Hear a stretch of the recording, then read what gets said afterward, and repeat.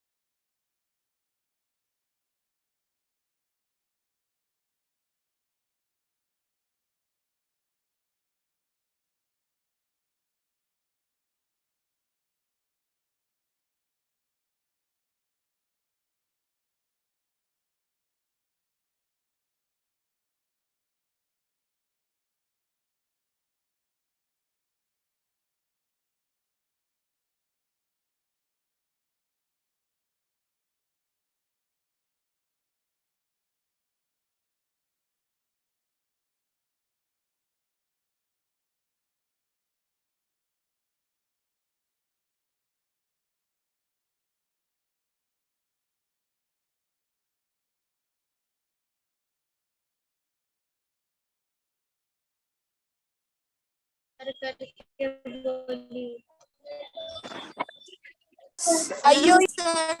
Good morning. Yes. Good morning, sir. Sundari.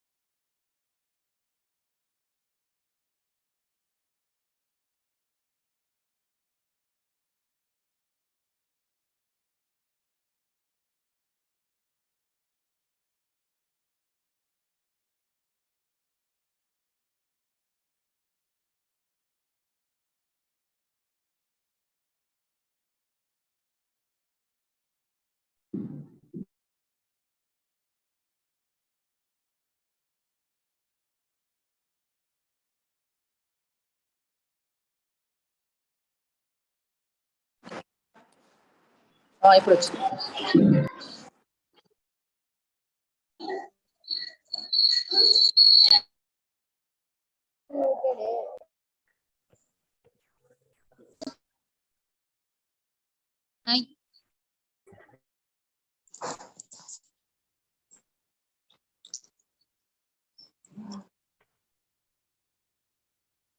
Hello.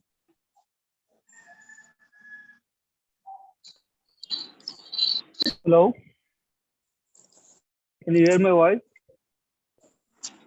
Yes, sir. Yes, Good sir. morning. Good morning, Sudhakar Reddy Yes. garu. Good morning, sir. How are you? Bagunnara? Yes, sir. Bonner, sir. Yeah, good to see you.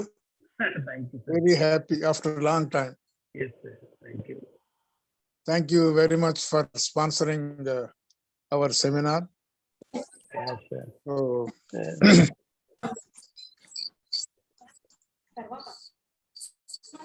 Good morning, Principal. Good morning, ma'am. Very good morning. ఏమ్మా sir వచ్చిండ్రు, start చేస్తే better. Yes, sir. Yes, sir. Start Are చేస్తాం. you able to hear? Anita, are you able to hear? Yes ma'am, వినపడుతుంది ma'am. Okay. Right ma'am. Good morning, everyone. I welcome you all to the two-day national seminar on entrepreneurship ecosystem and opportunities for startups. Now, play a song by Ritika. Ritika? Yes, ma'am. Yeah, please start. Okay, ma'am. Jai Ganesh, Jai Ganesh Deva. Jai Ganesh, Jai Ganesh, Jai Ganesh Deva.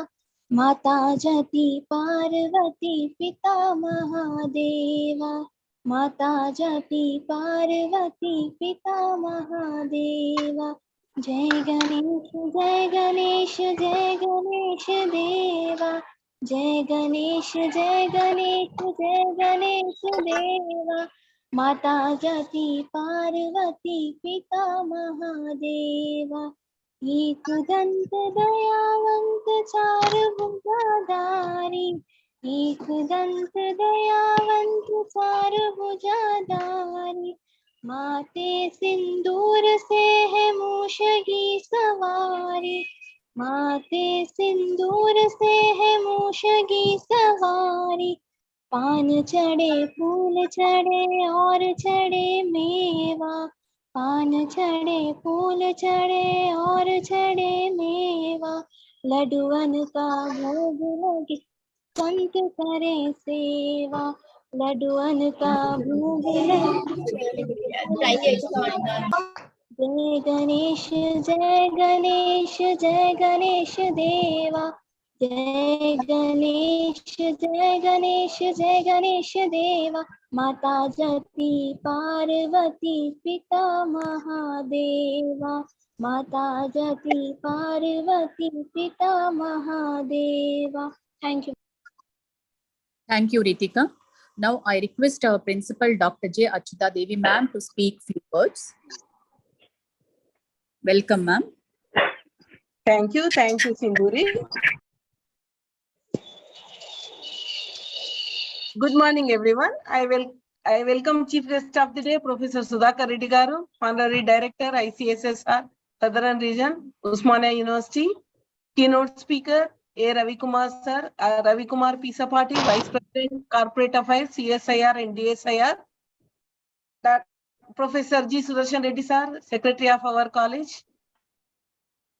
Vice Principal Dr. Kavita, all heads of the departments, faculty and students for inaugural function of a two-day national seminar on entrepreneurship, ecosystem and opportunities for startups, organized by Department of Commerce, sponsored by ICSSR.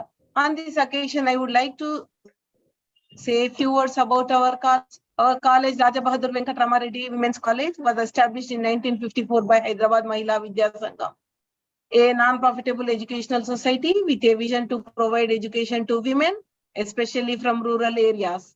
The college is affiliated to Usmania University. It was conferred autonomy by UGC in 1989, which was extended to PG programs in 2011. It has been selected by UGC as a college with potential for excellence in 2010 and extended the same in 2014. The college has been reaccredited with grade A in the second, third cycles and grade B++ in fourth cycle of reaccreditation. The annals of the college history chronicles the gracious presence of luminaries on various occasions. Pandit Jawaharlal Nehru laid the foundation stone of the college on 3rd January 1954. Dr. Sarvepalli Radhakrishnan inaugurated the college building on 6th January 1955. Srimati Indira Gandhi inaugurated the hostel building on 28th July 1965. The former President of India, His Excellency Dr. APJ Abdul Kalam, graced the Golden Jubilee celebrations on 5th August 2005. Honorable Governor of Maharashtra, His Excellency Dr. C.H. Vidyasagar Rao, graced the valedictory function of Diamond Jubilee celebrations as Chief Guest on 28th November 2018. The college had the opportunity to invite Her Excellency Dr. Tamilisai Soundararajan as chief guest for its convocation program.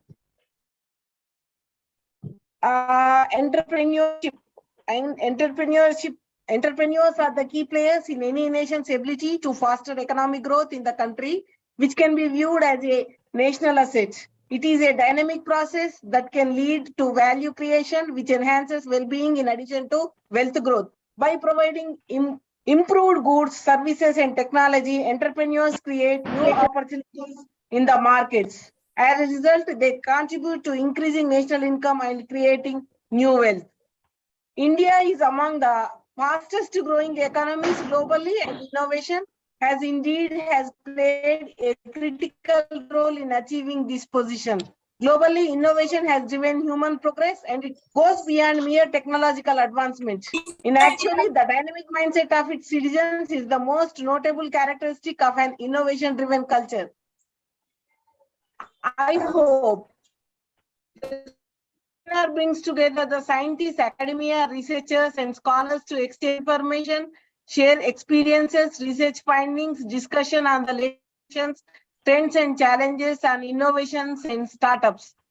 I thank all the heads of the departments for their constant support. I congratulate the organizing team for organizing such a wonderful conference seminar. I congratulate Anika and her team. Thank you, one and all.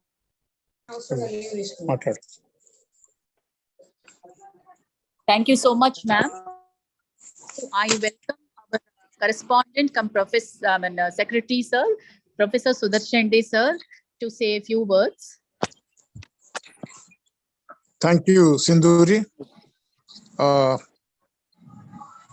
I, on behalf of the RBVRR Women's College and on my own behalf, congratulate the Department of Commerce for organizing this kind of a seminar, because the theme is very, very interesting, and the need of the hour is to focus on the issues like this: entrepreneurship, then creating an ecosystem, and maybe imparting skills and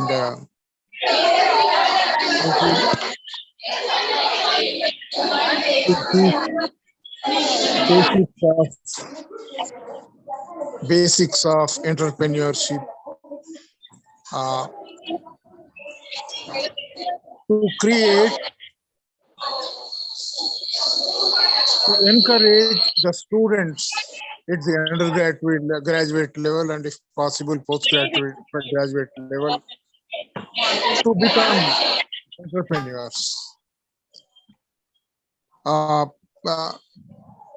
In this regard, I think the government of Telangana took the lead very early, because you know the Telangana state is just 7-year-old, an infant state.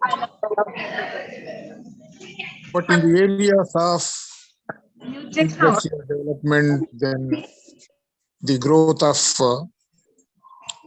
particularly the growth of software industry, and establishing the T-Hub.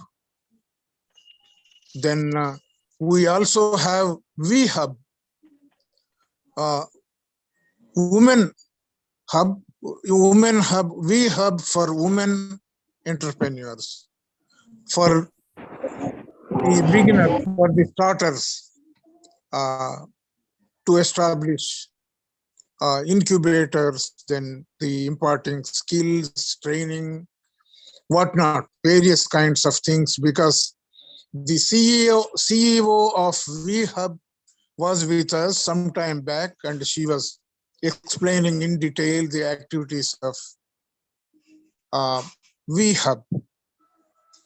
So in this regard, at this point of time, hosting a 2-day seminar to and inviting the experts on the themes related to entrepreneurship and ecosystem, then what are the opportunities available for the youngsters, for the beginners, and what we are supposed to do at the institutional level, for the young minds, maybe to encourage, to inculcate entrepreneurship, and to go for the establishment of a small, maybe startups, small industrial ventures, so on and so forth. So the government of India on its own is also trying its best to spread this kind of culture. And the state of Telangana in particular is, I think, ahead of many states, despite being young, by establishing such institutions, incubators, and proper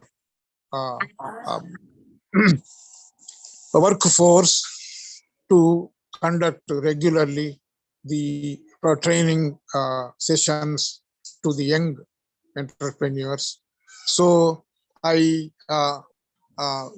in fact, I'm very happy, and once again congratulate the Commerce Department for planning such a workshop, such a seminar in these 2 days.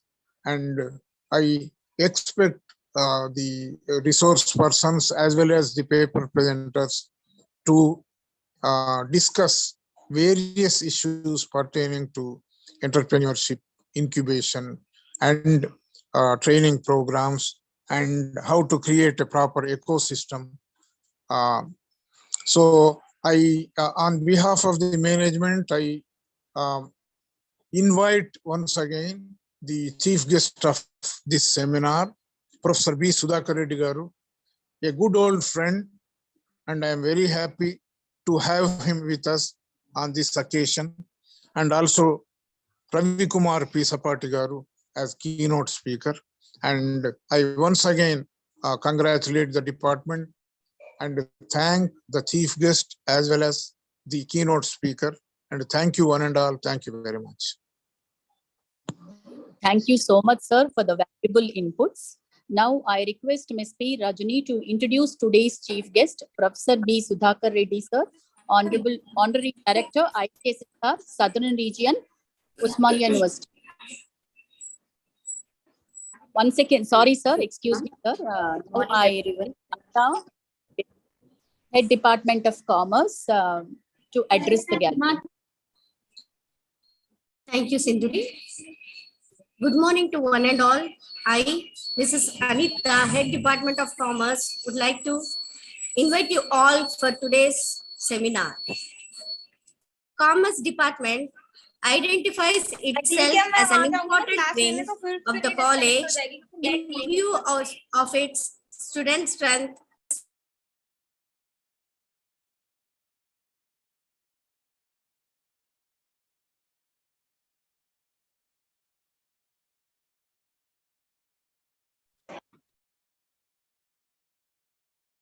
business analytics are offered by the department.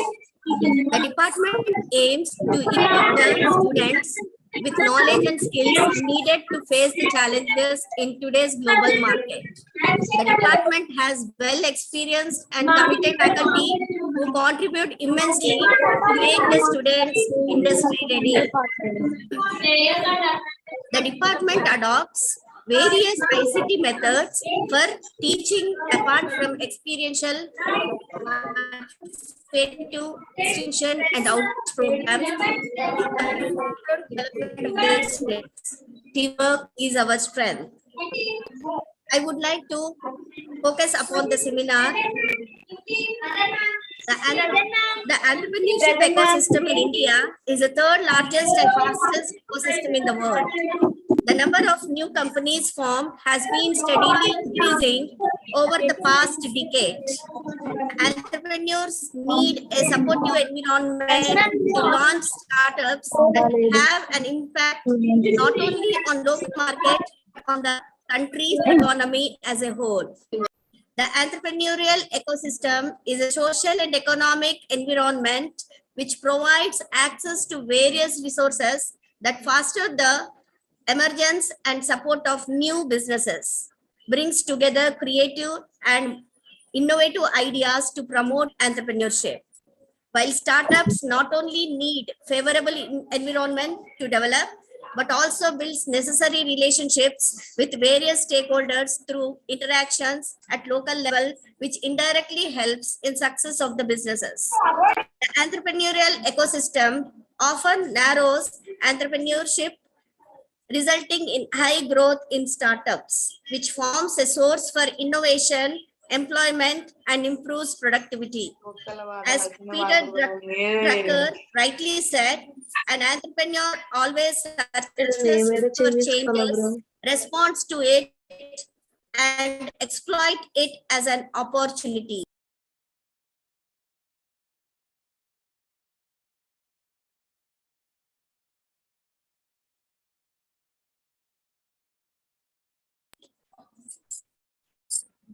Today, there is a greater need for the students to know about entrepreneurship as well as startup ecosystem, as it helps in shaping young people's attitudes, skills, and behavior. Right from graduate education, students should be encouraged with all the potentials needed for development of startups. Unlike in other parts of the world, even startups are receiving increased attention and recognized as important drivers for growth and in generation of jobs, which is a dire necessity in highly populated country. In this regard, even government is also taking initiatives by formulating policies for its growth. Educational institutions need to be forward-looking and equip their students for challenges of the modern world. This two-day national seminar indeed throws light on not only on how entrepreneurship is changing through digitalization, but also and challenges are faced by startups. These facts greatly help the ambitious, creative, and talented student community to focus on such important areas that may help to change their lives. Thank you.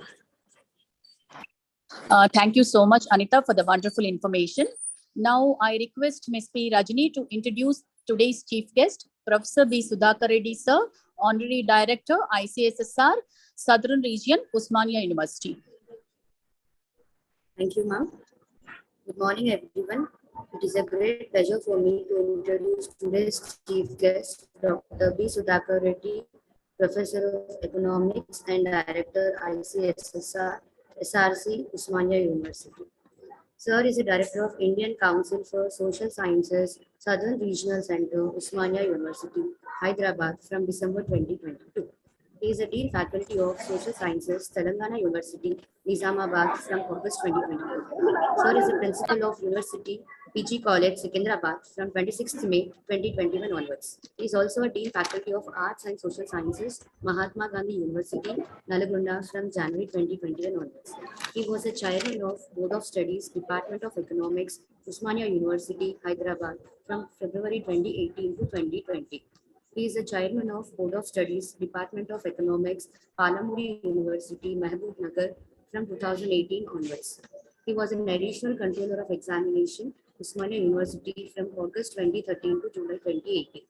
He was a Vice Principal of University PG College, Osmania University, Secunderabad from academic year 2012 to 13. He is a member of Departmental Research Committee since 2016. And he is an NCC officer, Air Wing number 1, Air NCC Secunderabad since 2000 to 2020. Sir has co-authored so many works in the area of economics and editor of Economics of Development and Infrastructure and Telangana Journal of Social Sciences. He has chaired so many national and international conferences and has delivered keynote addresses in many national and international conferences. 14 PhDs and 4 postdoctorate awarded under his guidance. And Sir has awarded gold medal for the best thesis in the Faculty of Economics, Commerce and Management in the year 1997. Thank you, sir. Welcome to the two-day national seminar, sir. Sir, Sudhakar Reddy, sir, you can start your lecture, sir. Over to you, sir.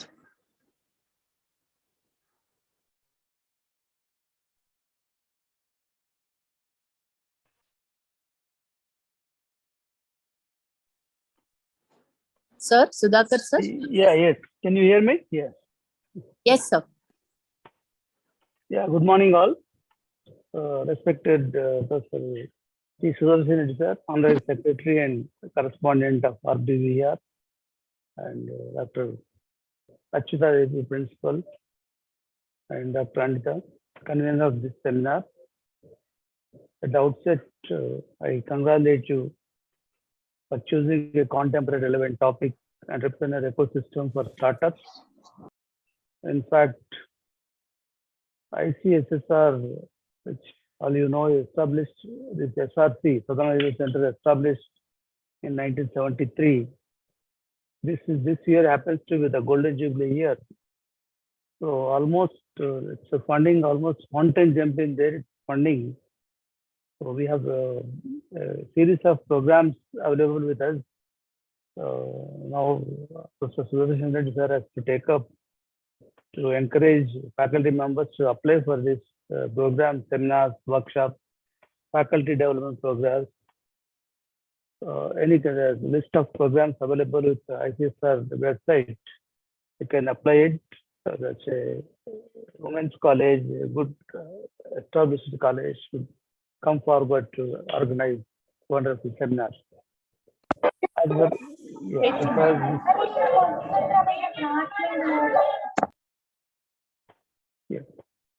Today's topic is entrepreneurship ecosystem for startups. So entrepreneurship is the lifeblood of our country.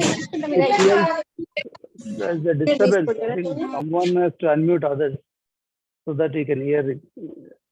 Yeah, entrepreneurship is the lifeblood of our economy. It fuels innovation, creates jobs, drives for economic growth. But starting a business is no easy feat. It requires a lot of hard work, dedication. That's why it is so important to have a supportive entrepreneur system for startup in place. New business formation is the result of harvesting human skills with the developed technology added by valuable capital as well as infrastructure in order to set in a development process. The key factor in the development process is the entrepreneur. Entrepreneurship management is basically concerned with the development and coordination of entrepreneurial function. Famous economist Joseph Schumpeter felt that entrepreneur is advanced economy is an individual who revolutionized the pattern of production by exploiting the invention or more generally untried technologies, possibilities for producing a new commodity.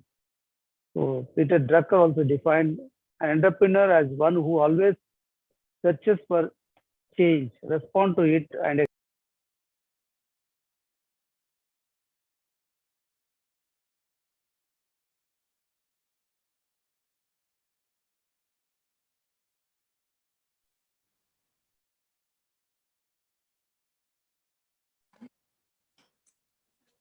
Sir, we are unable to hear you, sir. Sir, please unmute yourself, sir. Sudhakar, sir. Yes, sir.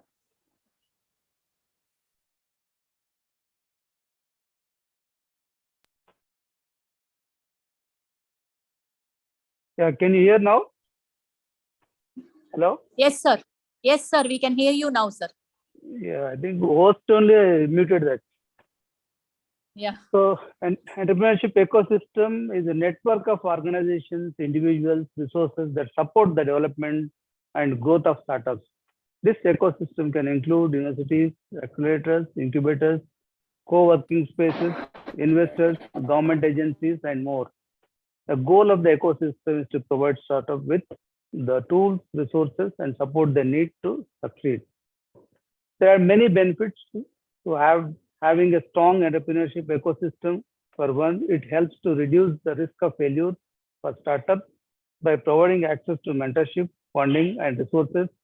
Entrepreneurs are better equipped to navigate the challenges that come with starting a business. A strong entrepreneurship ecosystem helps to create a culture of innovation and entrepreneurship. It inspires and encourages individuals to take risks, pursue their passion, and turn their ideas into reality. This in turn leads to creation of new jobs, new industries, new opportunities for economic growth. Now let us talk about opportunities for the startups. In today's economy, we are living in a time of unprecedented technological advancement and disruptive technologies. This presents both challenges and opportunities for entrepreneurs. One hand, there's intense competition in many industries, but on the other hand, there are also many areas that are ripe for disruption. For example, rise of e-commerce has created new opportunities for business to reach customers all over the world. The growing demand for renewable energy has opened up new possibilities for clean tech startups, and the increasing focus on health wellness has created demand for innovative products and services that space. So how can entrepreneurs take advantage of these opportunities? First and foremost, they need to be innovative and adaptable. They need to be willing to take risks when necessary and constantly evolve their business to meet changing needs of the market. They need to be able to leverage the resources and support available to them through the entrepreneurship ecosystem. This includes mentorship, funding, access to networks, and resources that can help them grow their business. Entrepreneurship need to have clear understanding of their target market and strong value proposition. They need to be able to articulate why their product or service is unique and why it is worth investing in. The entrepreneurship ecosystem plays a vital role in supporting the growth and success of startups. With the right resources, support, and mindset, entrepreneurs can take advantage of the many opportunities available to them in today's economy. I encourage all of you support, foster the development of entrepreneurship ecosystem in your community. So what are the key components of strong entrepreneurship ecosystem? First and foremost, funding is critical. Startups need access to capital in order to get off the ground and grow. This can come in the form of seed funding, venture capital, other types of investment. But it's not just about having money available. It's also about having investors and mentors who understand the unique challenges that startups face and can provide guidance and support along the way.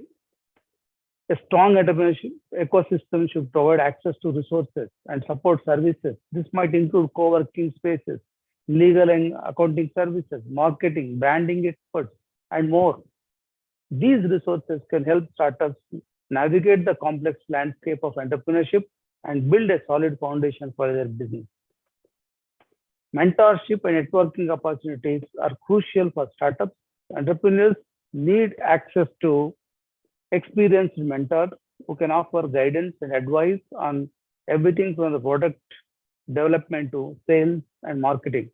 Networking events can also be incredibly valuable, allowing startups to connect with other entrepreneurs, potential investors, and industry experts. Government policies and regulations play an important role in shaping the entrepreneurship ecosystem. Policies that support entrepreneurship, such as tax incentives, streamlined business registration process, can help create a favorable environment for startups. Conversely, policies that are overly restrictive and burdensome can stifle the innovation and limit opportunities for entrepreneurs. So what I would like to say, a strong entrepreneurship ecosystem is essential for the success of startups by providing access to funding, resources, mentorship, and networking opportunities. We can help foster a vibrant community entrepreneurs and drive innovation and growth in our economy. So I congratulate organizing this national seminar. I'm sure this national seminar provides with an opportunity to come together, share the knowledge, ideas, and chart a course for the future. I'm confident that these discussions and presentations will be insightful and thought-provoking. Definitely, this will help us to better understand entrepreneurship ecosystem for startups.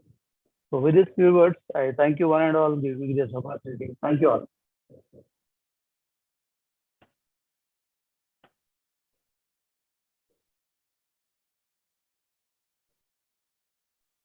Thank you, sir, for the valuable lecture. And now I request Ms. Monica to introduce today's keynote speaker, Sri Ravi Kumar Pisapati, sir, Vice President, Corporate Affairs, CSR and DSIR. Thank you, ma'am. Are you there? Yes, ma'am. Am I audible, ma'am? Yes, you are audible. Please continue. Good morning, everyone. Myself, Monica, Assistant Professor from Department of Commerce, RBVRR Women's College. It gives me immense pleasure to introduce today's keynote speaker, Ravi Kumar Pisapati, Vice President, Corporate Affairs, CSR and DSIR for two-day national seminar on entrepreneurship ecosystem and opportunities for startup. Ravi Kumar Pisapati is an accomplished professional over 2.5 decades of multifunctional combined experience in the area of sales, marketing and business development, administration and management, compliance management, etc. Since 2019, he has been serving as a Vice President Corporate Affairs, CSR and DSIR at Cohance Life Sciences Limited. Sir has been instrumental in conferring the GHRD's Overall Operational Excellence Award 2019 to the RA Chem Pharma Limited. He has also instrumental in conferring Indian Red Cross Society CSR Seva Award of Excellence to Cohance Life Sciences Limited that has been conferred by Governor of Telangana on 15 December 2022 at Darbar Hall, Raj Bhavan, Telangana. Sir has been conferred with the Best Young Manager of the Year Award 2005 instituted by the ITC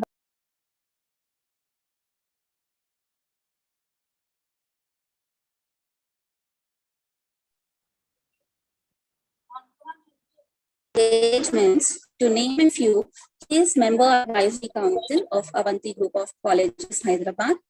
He is Governing Board Member, Advisor and Mentor at Chaitanya Degree and PG College, Mahbubnagar. And he is also advisor for few other NGOs and MSMEs. Sir has conferred with many awards since 2006. To name a few, AIMA's Best Local Management Association Award to Hyderabad Management Association during 2012-13, FTCCI's Association of Excellence Award to HMA in 2019. Besides, as a student, Sir has accomplished many co-curricular and extracurricular activities. It's our pleasure to have such an eminent speaker. We are thankful to you, Sir, for accepting our invitation in spite of your busy schedule. Thank you so much. Thank you, Monica. Ravi Kumar, sir, please welcome and you can start your lecture, sir.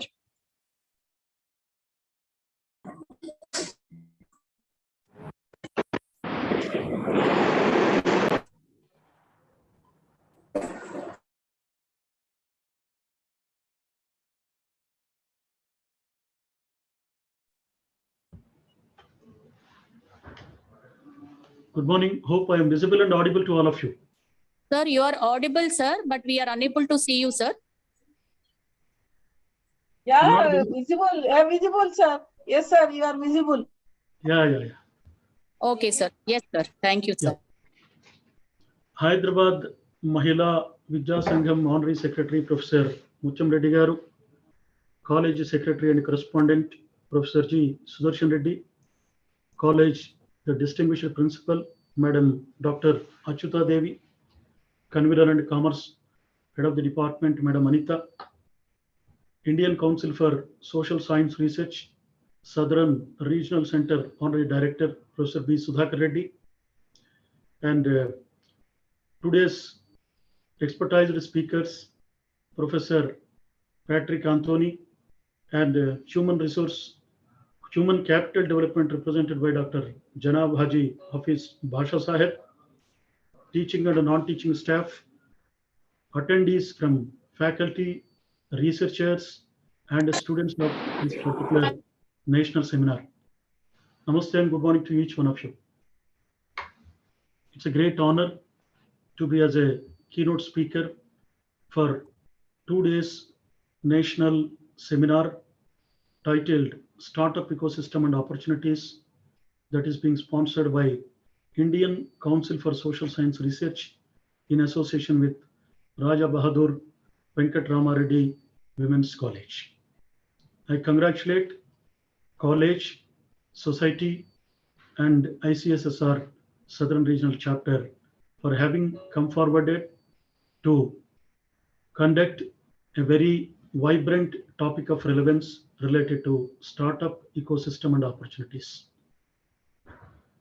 If you see, the most of the aspects related to Startup India, as in the way back, when it has launched in 1916, January 16, ensuring the format and framework of concept to commissioning from dates back.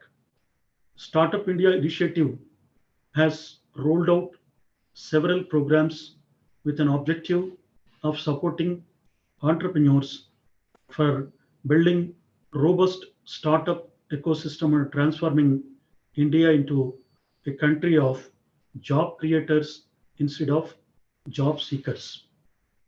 Hope you all may be aware that all the programs are managed by Startup India exclusive team that reports to Department of Promotion and Industry and Internal Trade at Ministry of Commerce and Industry at Government of India.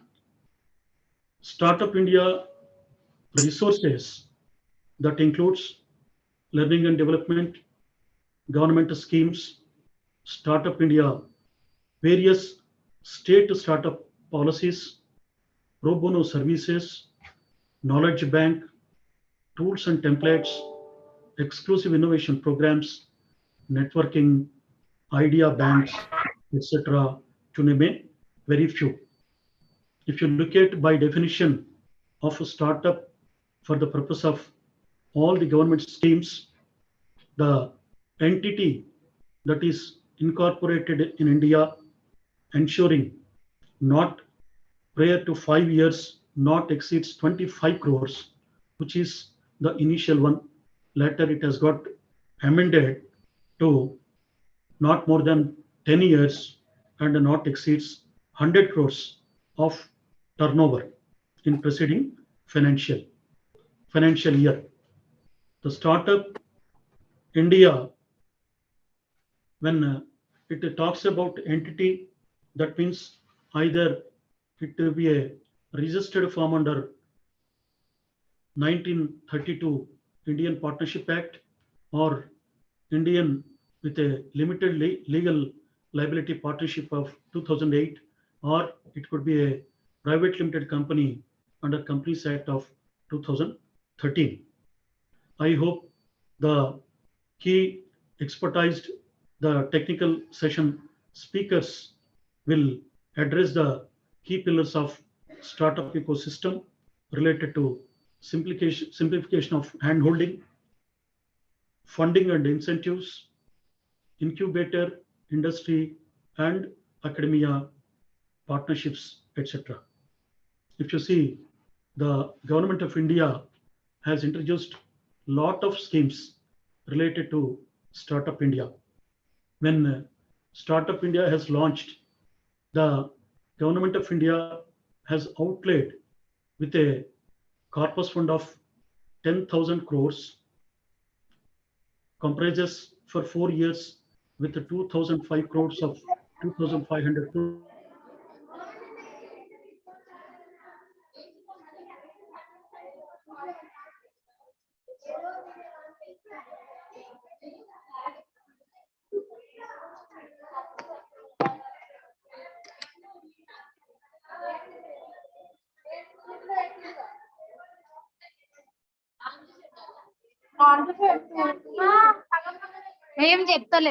Sir, we are unable to hear you, sir. Ravi Kumar, sir.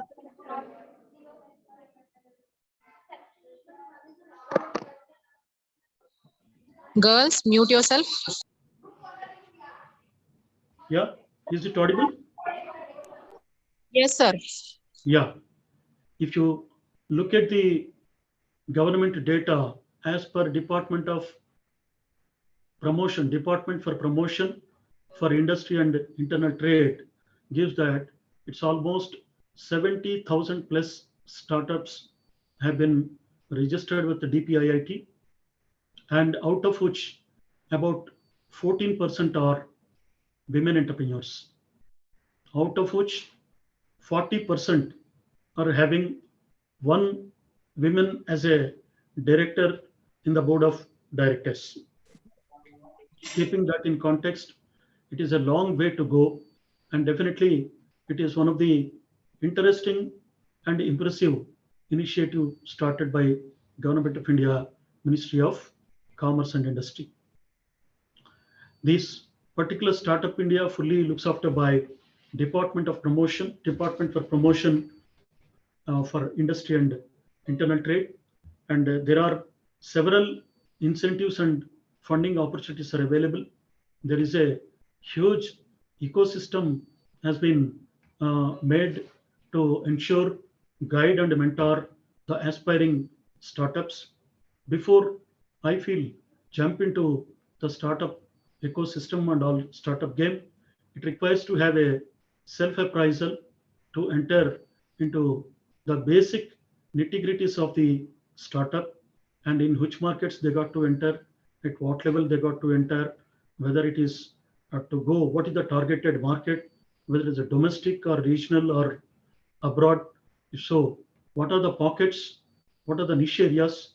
There are several other aspects which got to be looked into. A fund there as per for the eligible startups, what they give the disbursement and all. It goes, there are several other agencies are there, including the Department of Biotechnology, Department of Science and Technology, Department of Scientific Industrial Research, Council for Scientific and Industrial Research, and Pharma Export Promotion Council, Federation of Export Organization, and there are a lot of other even professional forums like Confederation of Indian Industries, ASSOCHAM, All India Management Association, Federation of Telangana Chambers and Commerce and Industry. All of them have got a clear separate wing for not only for the startup, but also for micro, small, medium and large scale enterprises. If you see the fundamentals, whether it is a startup, whether it is a SME, MSME, the fundamentals are one and same. There is no compromise into the aspects of fundamentals. The fundamentals need to be very clear while doing self-appraisal and all. If you see not only the startup ecosystem, but also ensuring to make use of the same in an optimum way makes lots of difference. When I got associated with one of the MSME, it was a failed venture, and I could recall they used to manufacture guanidine carbonate powder. When product has certain compliance and all, the then manufacturer decided to close down the industry. When it was taken over by the new management, I got to be associated with the new management. When there is no market entry because of the product complaints and all, it is a very Herculean task actually to get over that particular issue. The kind of registrations what they're having with the government, that is majorly goes for the defense application, ammunition, bombing and all other aspects. Majorly ordnance factories, they use it, and ordnance factory, they have denied the renewal registration for that particular entity. When they denied for that registration, renewal registration, I proposed to management, let us take up this particular matter directly with the Defense Ministry. Management was very apprehensive. The then managing director was very apprehensive, but chairman understood the vibrancy of the matter. Then he has empowered. The matter has been got represented to the Defense Minister, Honorable Defense Minister, in an open forum where he could guide to meet his secretary, personal secretary. The personal secretary, upon his intervention, they gave a direction to the ordnance factory with a direction to renew. Now, the question arises would be a sick industry taken over by a new entity, new management, whether can it be renewed? What the ministry has seen is that it's a new opportunity, it's a new management, there'll be new dynamics where they see whole a lot of shift in the focus in terms of production, quality, penetration, supply, reach, complaint resolve redress system and all. And then I think in a span of about 2 years, it made a big history. And now every time Ordnance Factory, whenever they release with a huge bank base of orders for about anywhere not less than 4.5 crores to 6 crores and all. So what the point, what I'm trying to drive here is that sometimes remaining as a startup doesn't make any difference, but sometimes it requires to go to the level where it is required to be represented. Once you go over and beyond, then the things will succeed. It should not get stopped by. There will be several issues, challenges, bottlenecks that will come on the way, while not only to sustain the business, but also before you scale up and expand the startup. Most of the startups, if you see, it's a famous saying of the Peter Drucker that whenever you see a successful business, someone once made a courageous decision. Now, whatever the large scale entities or medium scale enterprises, if you see, those all started once upon a time as a startup only. Keeping that in context, there are several opportunities are available, not only for the networking, but also for funding and incentives all. But it's only required to be aware the kind of a process and the kind of pedagogy. I hope that the technical sessions definitely will address about accelerator, angel group, angel, convertible note, co-working space, incubator, intellectual property rights, product crowdfunding, seed funding, technology transfer, office, venture capital, etc. There are quite wide varieties of initiatives which are part of this Startup India. If you see, before launching, while launching this particular startup initiative, the Honorable Prime Minister, Shri Narendra Modi ji, quote that, I see that startups, technology and innovation as exciting and effective instruments for India's transformation. In letter and spirit, there is a huge contribution from startups. If you really see, there are 7 lakh plus jobs have been created so far as per the data furnished by the Government of India. Not only job creation, but also one side, the other side, there is a huge contribution to the society and economy. If you see, top 3 areas are health, education, agriculture, manufacturing, in addition to social sectors.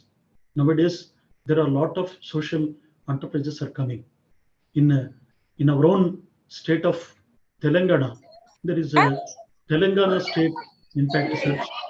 In Government of Andhra Pradesh, there is a Connect to Andhra. In Gujarat State, there is a Gujarat Corporate Social Responsibility Authority. All these, there are part of the ecosystem to bridge the gap between doer and donor. I hope this particular seminar, this national 2-day seminar, will discuss and deliberate certain meaningful conclusions for the years to come. Definitely, I hope that most of the youngsters now look at towards startup concept and all. This particular college also will take few leads out of it and ensure to create certain startups. With these few words, I congratulate once again college, society, and ICSSR for conducting such a very vibrant topic of great relevance now to the youngsters, startup ecosystem, opportunities, and most importantly, the kind of changes that are happening in the wake of digital era. With these few words, I conclude my address with a famous saying of the success never ever results in success never ever lies in result, but also it lies only in effort and action. As such, whether it is a large scale entrepreneur or a medium scale entrepreneur or a micro or a small scale, not even startup, the effort and only the action which gives a result, not the other way around. Keeping this in context, I wish all the very best for this 2 days national seminar, and may God bless each one of you. And my special thanks to the college for having me invited to address as a keynote speaker. Thank you one and all. Namaste. Thank you so much, sir, for the valuable and very, very informative session. And now I request Sudhakar sir and Ravi Kumar sir to accept our token of appreciation. Ambika, can you please share?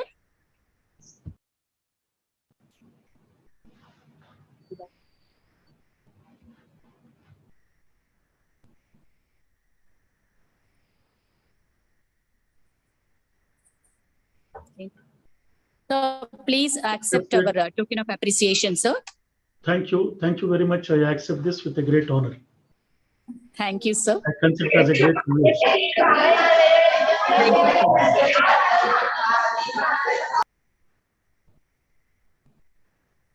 Now I request Monica from Department of Commerce to propose vote of thanks.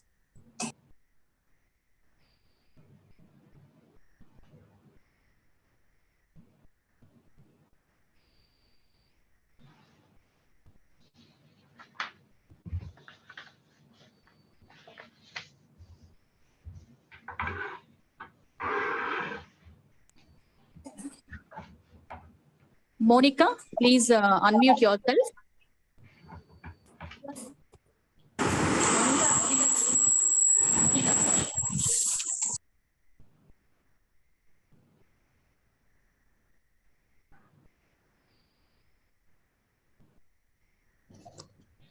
Thank you, ma'am. I, Monica, Assistant Professor, Department of Commerce, on behalf of Organizing Committee, propose formal vote of thanks for the inaugural session of 2-day national seminar. First of all, I'm thankful to Almighty for giving us courage and spirit to arrange this glorified seminar. I thank Professor G. Sudarshan Reddy Sir, Secretary cum Correspondent, RBVRR Women's College, for believing us in conducting this seminar. I thank Professor K. Mutyam Reddy Sir, Secretary, HMVS, for his motivation. I also thank Dr. J. Achyuta Devi Ma'am, Principal, RBVRR WC, for her continuous support to the successful conduct of this seminar. I thank Anita Ma'am, Convener and Head Department of Commerce, for putting continuous effort. My special thanks to our Chief Guest, Professor B. Sudhakar Reddy Sir, Honorary Director, ICSSR, for accepting our invitation and being here with us today. My sincere thanks to keynote speaker, Ravi Kumar Pisapati, Vice President, Corporate Affairs, CSR and DSIR, for his valuable inputs on startups. I also thank all the organizing committee who have been working back end since the day one. I pass my warm thanks to all the participants for their significant presence. Thanking you all once again. Happy learning. Thank you, Monica. Thank you all the participants. Thank you, Sudhakar Reddy sir and Ravi Kumar Pisapati sir. Thank you for gracing the occasion. Thank you, madam. Thank you. Thank you, Sudhakar Reddy sir and Ravi Kumar sir. Thank you, Achyuta Devi garu. Thank you, madam. Principal. Thank you so much, Anita garu. Can I take leave?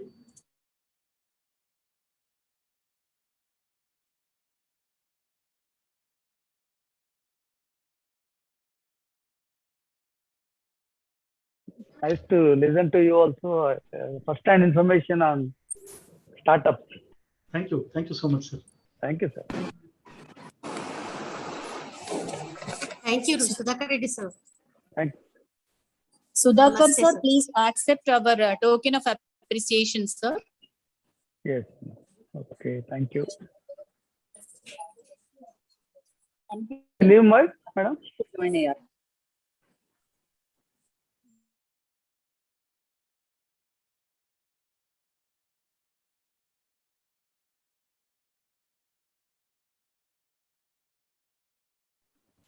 నా voice వినిపించిందా?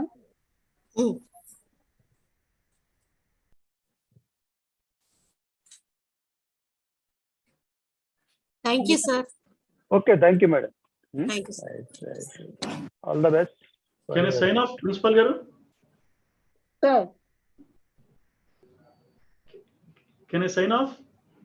Okay, sir. Thank you. Namaste. Please. Yeah. Namaste, sir. Have a great day, madam. Thank you, sir. Yeah, thank you. Unta Sudhakar Reddy garu. Ravi Kumar P. Sapati, Thank sir. you, sir. Thank you. sir. See you, Anta madam. Thank you. Thank you, sir.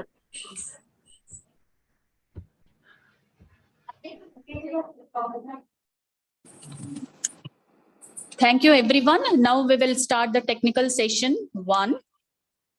I request Ms. K. Swati from Department of Commerce to introduce the speaker now, Dr. A. Patrick, sir, Osmania University. Swati, please introduce, sir. Thank you, ma'am. It is my great privilege to introduce Professor A. Patrick, sir. He has done his MCom, MBA, PhD, and qualified NET in Commerce and Management. Completed his Bachelor of Christian Studies from Seymour University, West Bengal. He is working as a professor at the Department of Commerce, Osmania University, College of Commerce and Business Management, Osmania University, Hyderabad. Since June 2007, in his tenure, he served as Additional Controller of Examinations for the BCom course during 2009 to 11. Joint Director Admissions at Directorate of Admissions, Osmania University, 2018 to 22.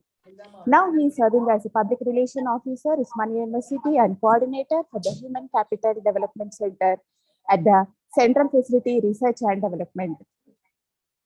He has more than 25 years of teaching experience at postgraduate level and corporate training.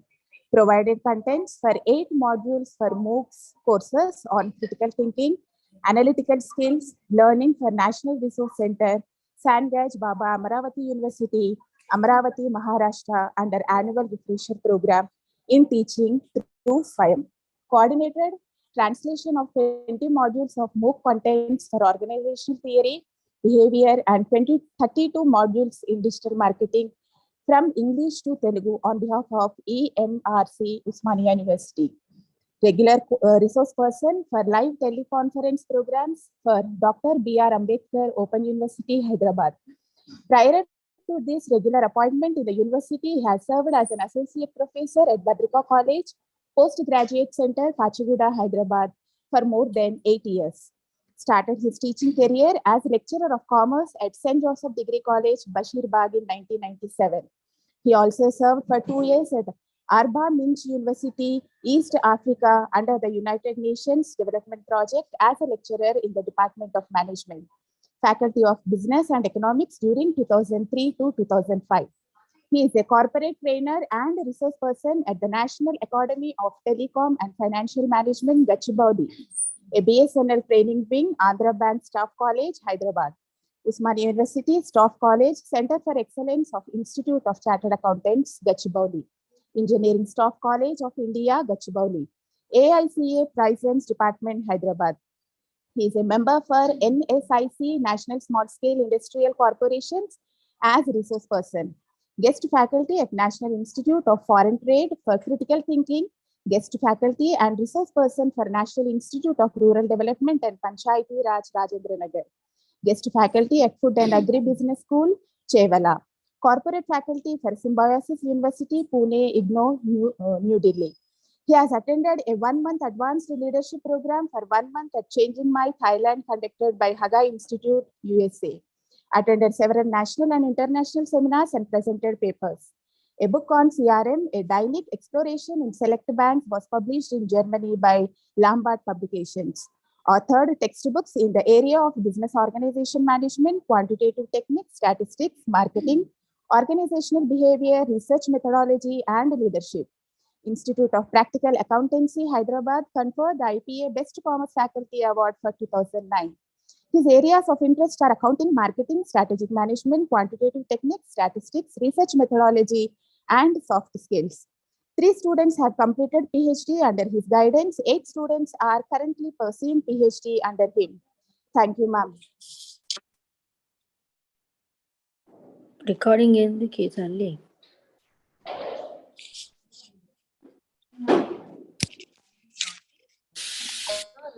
We welcome you for today's session, sir. Patrick, sir, please over to you, sir.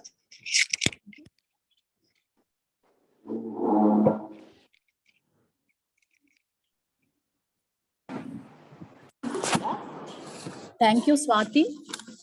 Patrick, sir, you can start your lecture, sir. Over to you, sir. Welcome to the today's session, sir. Patrick, sir.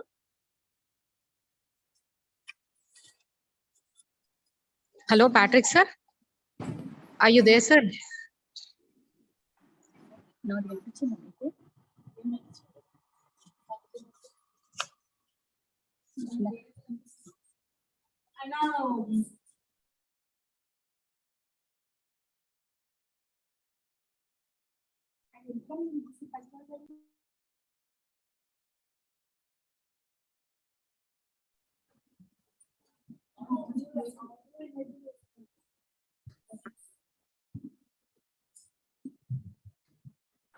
Patrick, sir, can you hear us?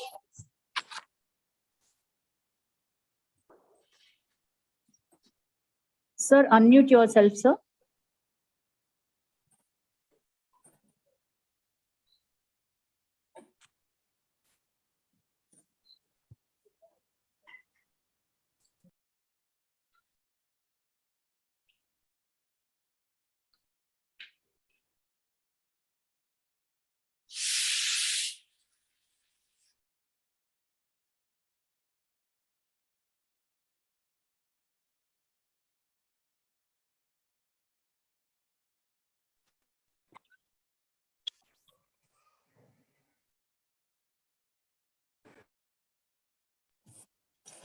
Patrick, sir, can you hear us? Can you hear me, Patrick, sir?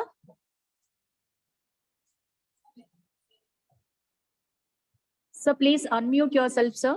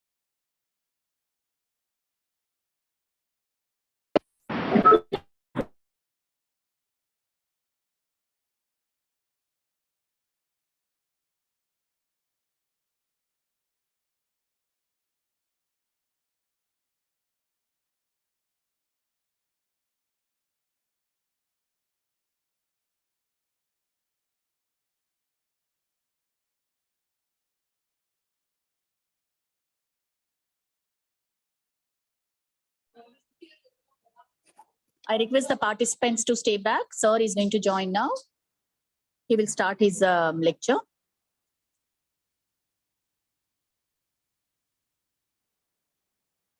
The participants who are presenting the papers, please be ready with your presentations and PPTs. We will have the session in the afternoon after both the technical sessions are over. And we will post it in the group and we'll keep you informed.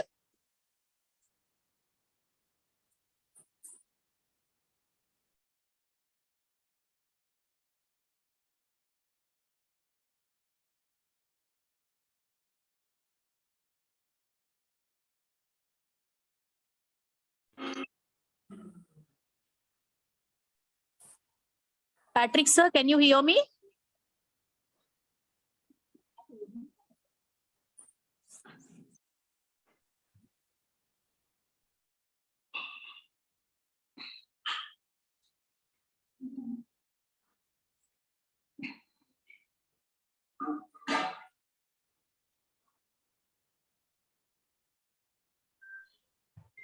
Good morning, Aruna ma'am. Nisha here. Hello, good morning, Nisha. How are you, madam? Fine.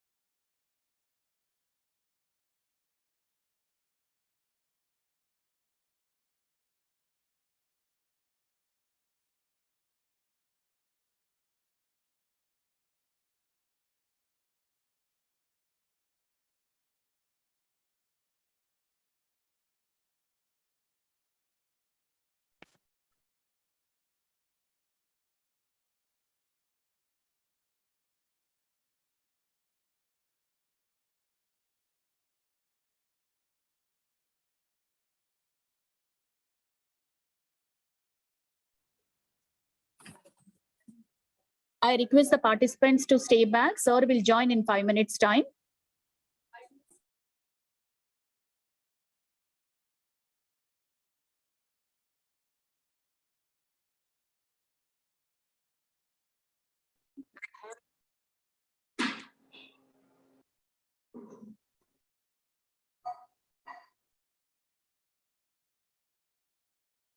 Recording progress.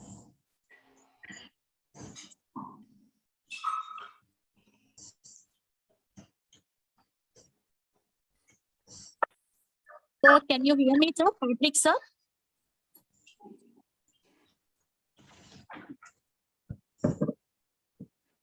Good morning, Patrick, sir. Yeah, am I audible there? Yeah, yes, sir. You are audible, sir. Okay, thank you so much. Good morning, good morning. Please welcome There is a to the Senate today's meeting session, going sir. on, so I just came in between there. What I would do is, I think somebody would have introduced me. I was waiting for my time a little later. Not an issue, but I would state, yeah.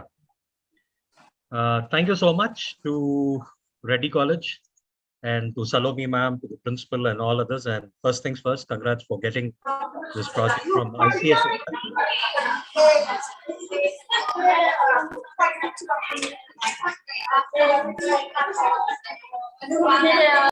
I tend to hear multiple voices. I'm not sure what it is.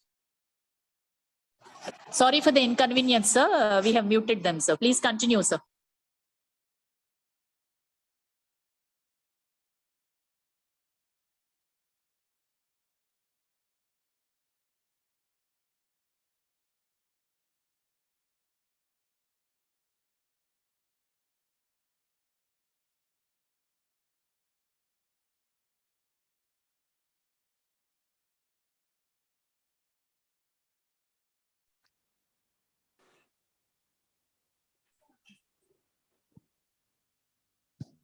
Sir, please check your connection, sir. Patrick, sir. Sir, we are unable to hear you, sir. Patrick, sir, please check your connectivity, sir.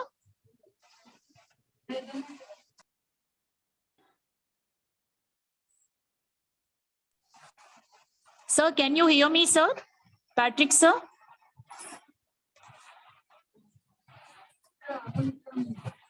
Please check your connectivity, sir, once.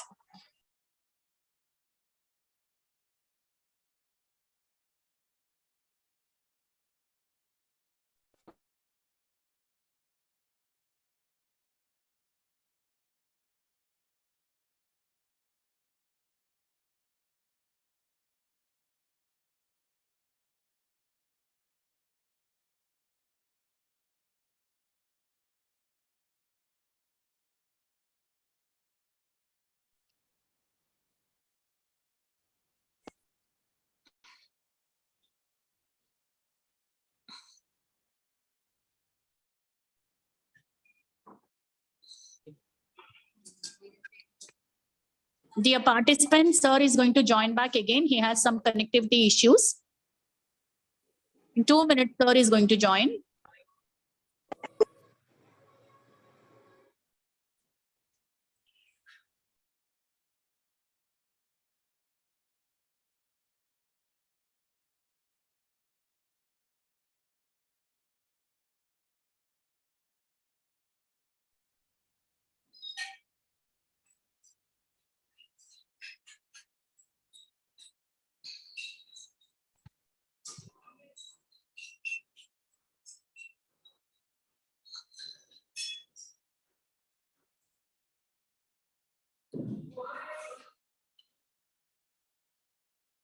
ఏంటి Salomi?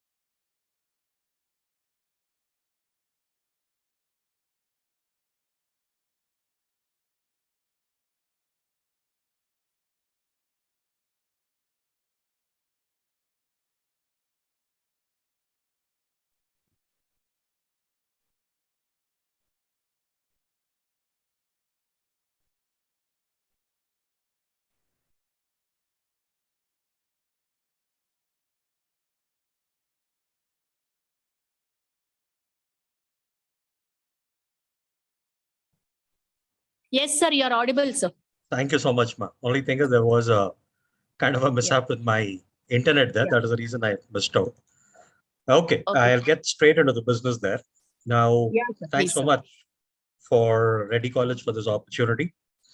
I think I'm asked to speak on this topic, which is to do with the Indian startup ecosystem that is there.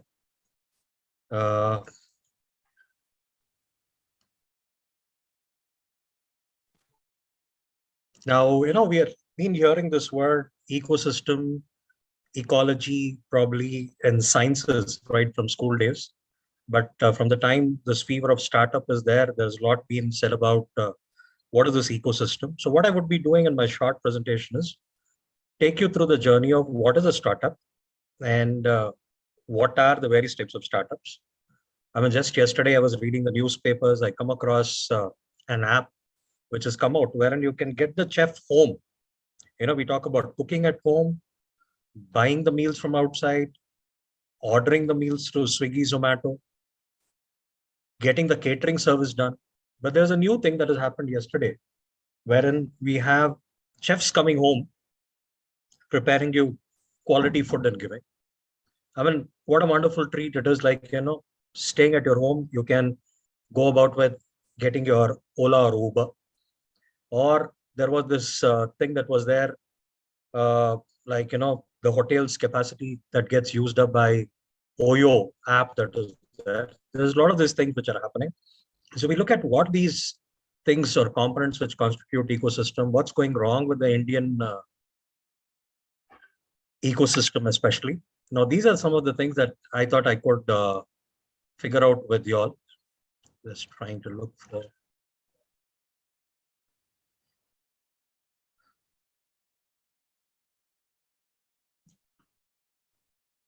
One by one. And I wish the participants, you'll have to go about with, especially if you're the students, work hard on getting the business quotient going. Okay.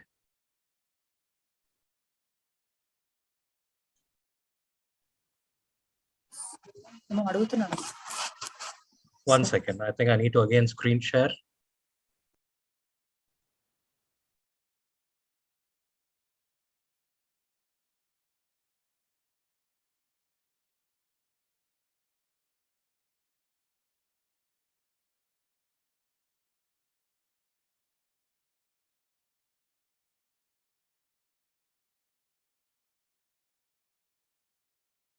Net by on there.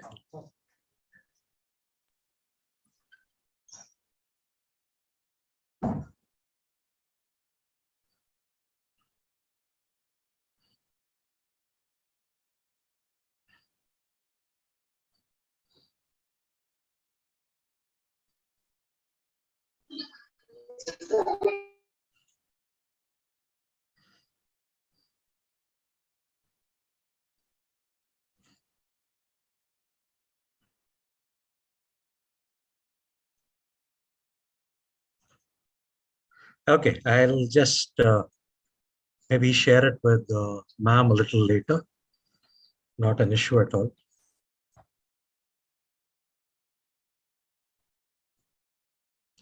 Okay, what does it mean when you talk about the word startup is?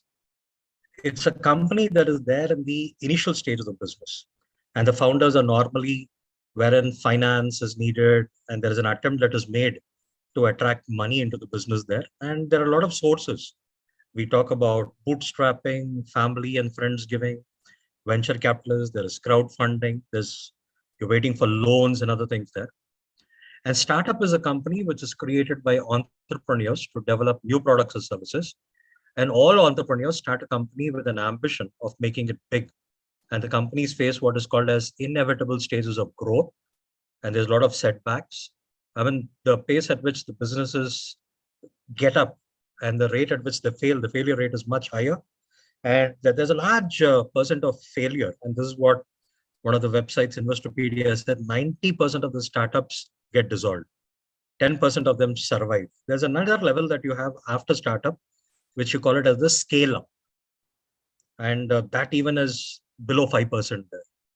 And we really need them because this is the one which goes about with providing jobs, the pace at which our population is growing. I think we have already reached a stage wherein we are the #1 in the world when it comes to population there.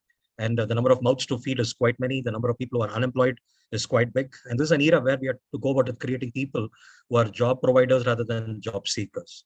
And there is a reason for the failure of these startups. One is about lack of finances, lack of proper research, or people don't put in a lot of insight, and they don't make the correct choices which market to enter and enter not into. So success, on the other hand, is attributed to strong business plans. I wish people read about the agile business, lean startups, and other things there. And you require a very good pre-launch marketing. You look for very good mentors and advisors. That doesn't happen. Now, there are basically 6 different types of startups. When you look at the word lifestyle, it is about AIO, activities, interests, and opinions. You talk about small business startups. You look about businesses from a startup level, they can rise to another level where you call it a scale up. Then you start a business and probably there is somebody who's interested in buying and they would take it over. Let's say like ChatGPT started. Microsoft is pumping in huge amounts of money into it. And if it becomes a success, probably they will take it up. Look at what was done by Facebook. There were people who were trying to seek job with Facebook. They were not given the job And these guys created what is called as something what we are all hooked to, which is called as WhatsApp.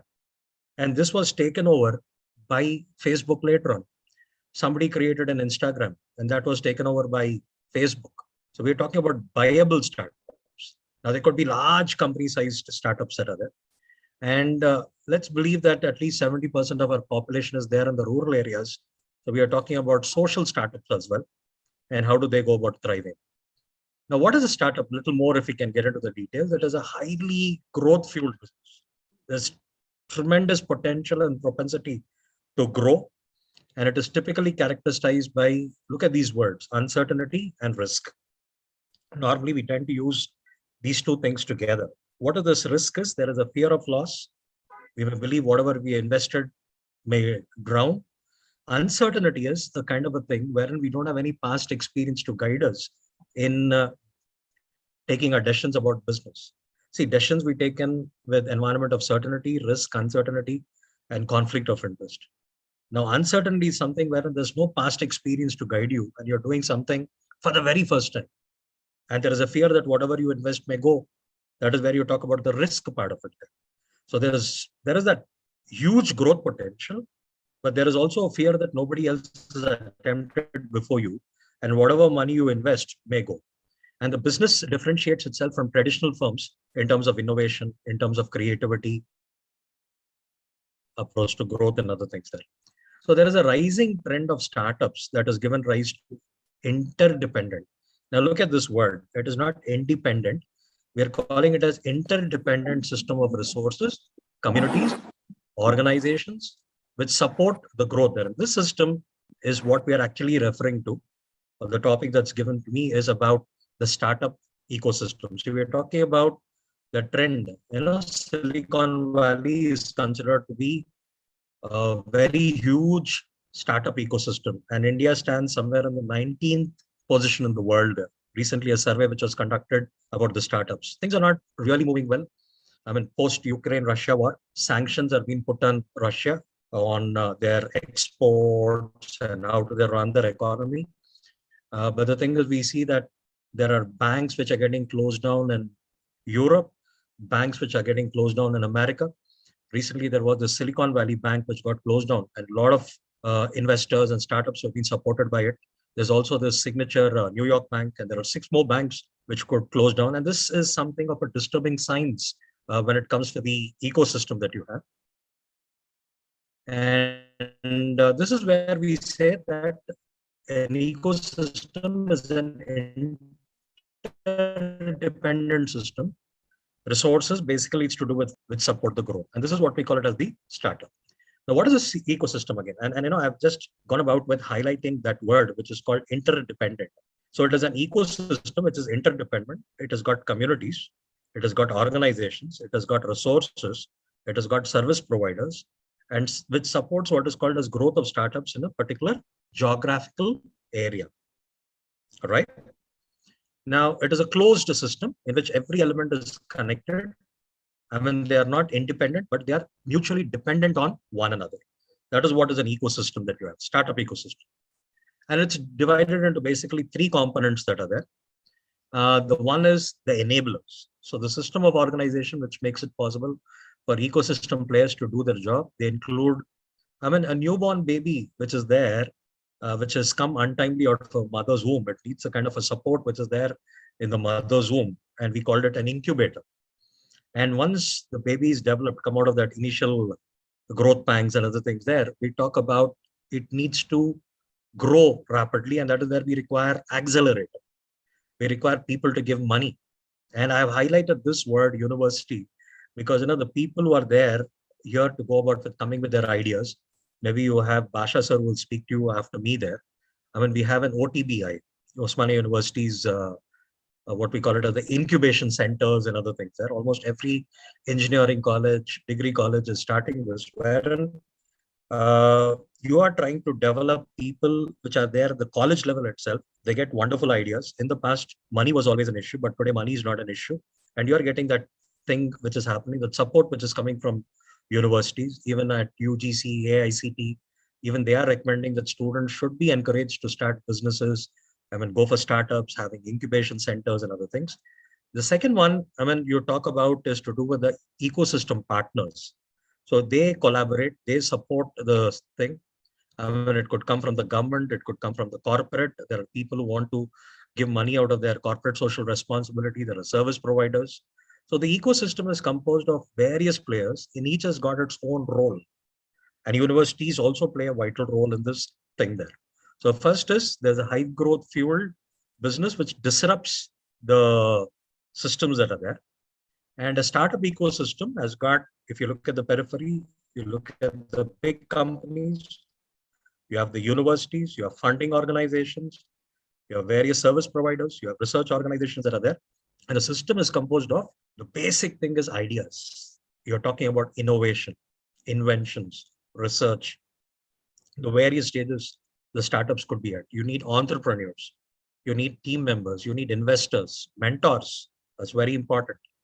I mean, you talk about coaches these days. You talk about a teacher, a facilitator, a guide, a supervisor, a coach, a mentor.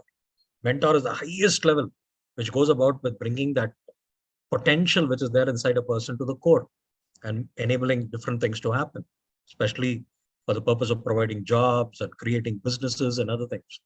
We have other entrepreneurial people and people with related organizations. So this is what is the core of the ecosystem. And we look at the various elements. So when we take an analogy, let's imagine that there is a machine which is very well oiled. There are several tools which are there. It's like a car. You require a spark plug.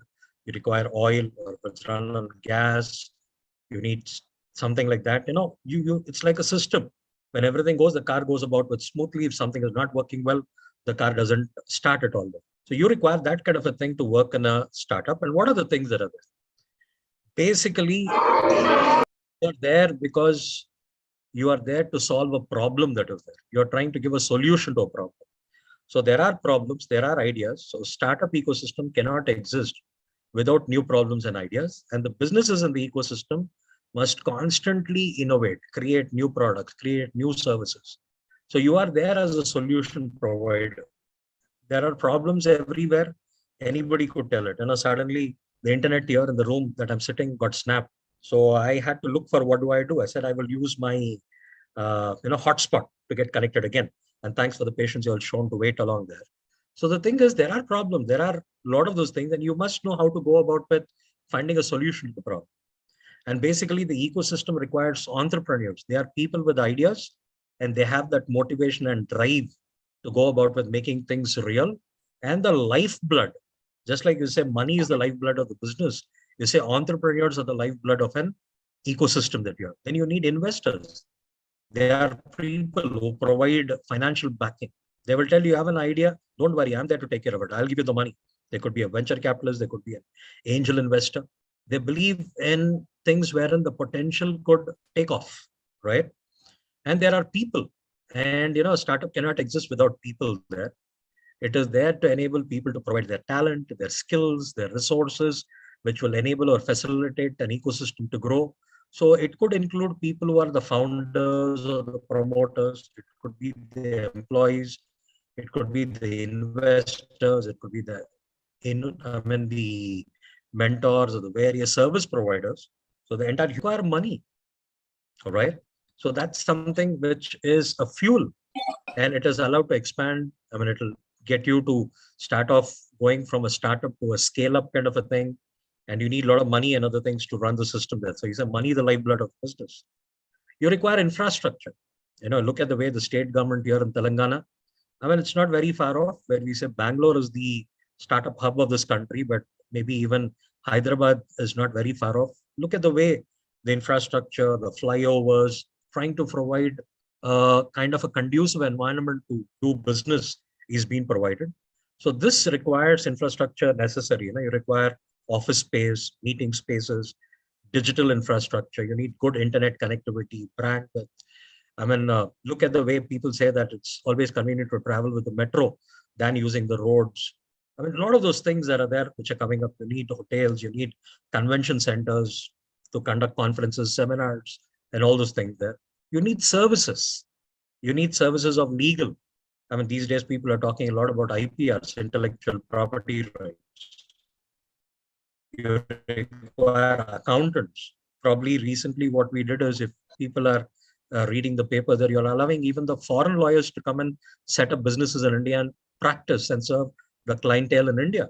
You require marketing services. Probably America was the hub for it, but today we are developing other countries as well in that. You require a community of people who are passionate about startups, willing to succeed. And this includes, the community includes entrepreneurs, the investors, the mentors, and the various service providers. You need mentorship. Startups are not very easy, they're very difficult. And mentors are the one who are the brain behind it. They guide the entrepreneurs to find the right way.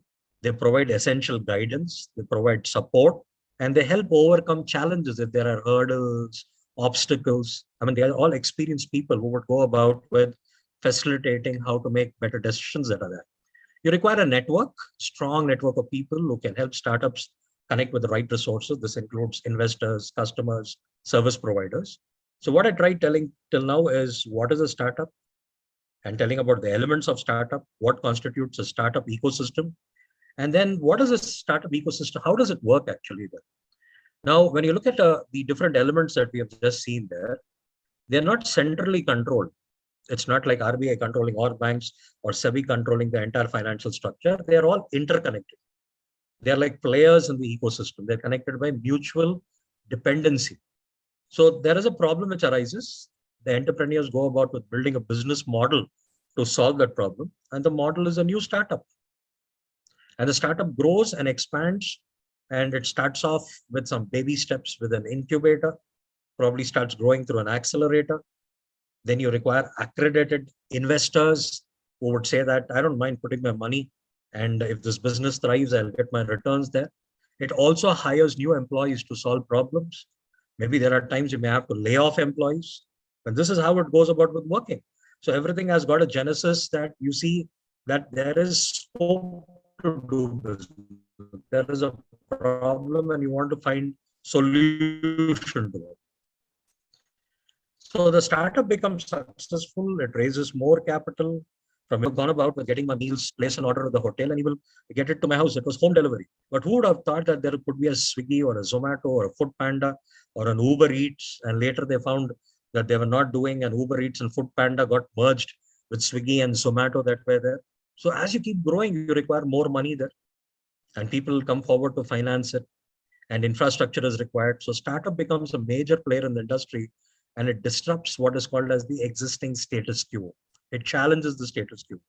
So you develop communities and strong network, and entrepreneurs become mentors for the next generation, right? So you learn from your mistakes. That is what is experience. A startup ecosystem develops. So it is a constantly evolving, interconnected system that is powered by two basic things. One is innovation, and other is creativity, right? So there was, this person was saying, what is business? It said it was two things, marketing and innovation there. Then what makes up a startup ecosystem to thrive? How does it survive? How does it live? So it can be through a local, national, or international, anywhere. It thrives based on the quality of entrepreneurs, the amount of capital that is available, the quality of supporting infrastructure, I mean, services and other things, and the health of the economy. I mean, we are anticipating that we may get into a recession. Recession goes about for a little longer period. We get into depression. 1929 is fresh in everybody's mind, where the world got engulfed in what is called as Great Depression, and 80% of the workforce were thrown out of their jobs and other things there.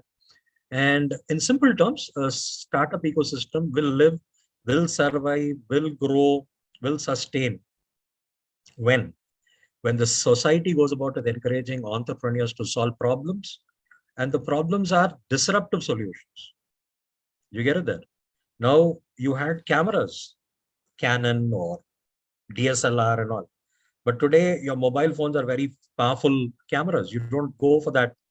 I mean, if it's a party or somebody wants some great memories to be created, if not, you do wonderful memories even with your mobile phones there. See, there were photocopying machines. Today, you have scanners on your, your mobile phone there. Why do you need photocopying machines anymore? So, each of these inventions and innovations that are there are very disruptive. They kill the existing systems that are there.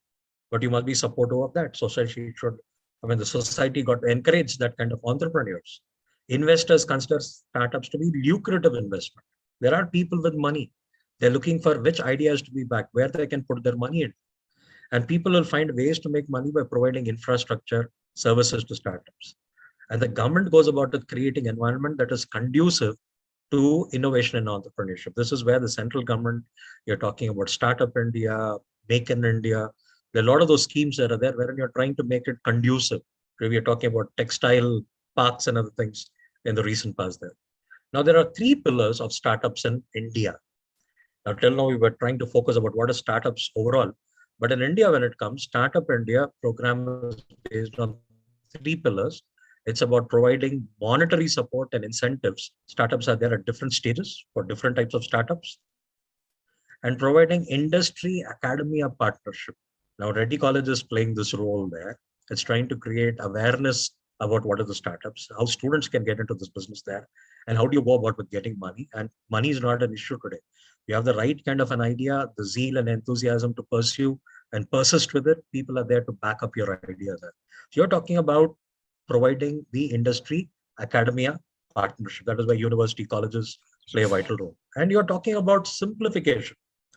Don't make things complicated. People say if you can't communicate, confuse them. No, you're trying to make it simple. And you're talking about hand holding. You know, as kids, when babies are there, maybe I was crossing the road the other day. My daughter was with me. She was a little bit, uneasy in going to the other side of the road. I held her hand and took her to the other side. She looked at me and said, wow, she got that kind of support. You require people to go about with giving you that kind of a support wherein you believe that at every stage you're with obstacles, you're with some kind of impediments. How do you go about with overcoming? So you'd say about three pillars that are there. One is you require monetary support, you require industry academia partnership, you require simplification and hand holding. And then the startup ecosystem in the world, if you look at it there, a little while ago, I was making a mention of Silicon Valley and other things there. So there is a global center for this startup ecosystem. And people are talking about, Silicon Valley was there for a very long time. Companies like Microsoft, Google, a lot of them got established there, Amazon and other things there. And now you're talking about the Chinese ones like Beijing, Shanghai. Singapore has developed a lot when it comes in Asia, one of the leading things that you have in the startup ecosystems, London, Berlin in Germany. And you talk about too many innovations, businesses getting started from Israel. And one of the leading startup ecosystem that you have in Europe is in Israel and Tel Aviv. India is not very far off. It is ranked 19th in those terms there.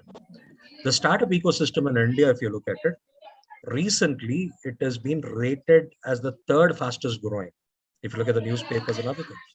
Today's Mint also carries a very specific article about what are the startups. So Indian startup ecosystem is still in the early stages, but it's growing rapidly. And people think there are a lot of things, we're still to catch up. Over the years, we have said it's about a developing country. It has to still become a developed country. There are more than 90,000 startups in India, and the number is expected to grow. And the main drivers of Indian startup is the young population. The average age, if you look at world over, India has got a population which is below 30. I don't know how people look at it. They call it to do with the dividend that we get population, right? And we got to go about with and tapping on this potential there. There's a strong entrepreneurial culture. There are a growing number of people who want to invest in these businesses.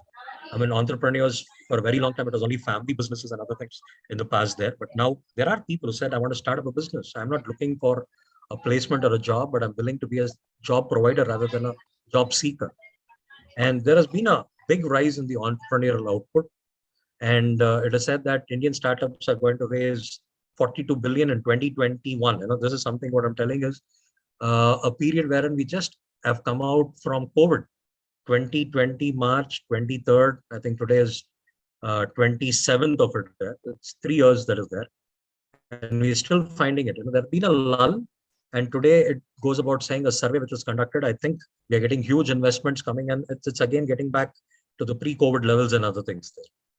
And here was this union minister who said that in India, the startup ecosystem in the world ranking is at 90,000, and startups and 107 unicorn companies are worth 30 billion there. So over the past decade, Indian startup ecosystem has come a very long way.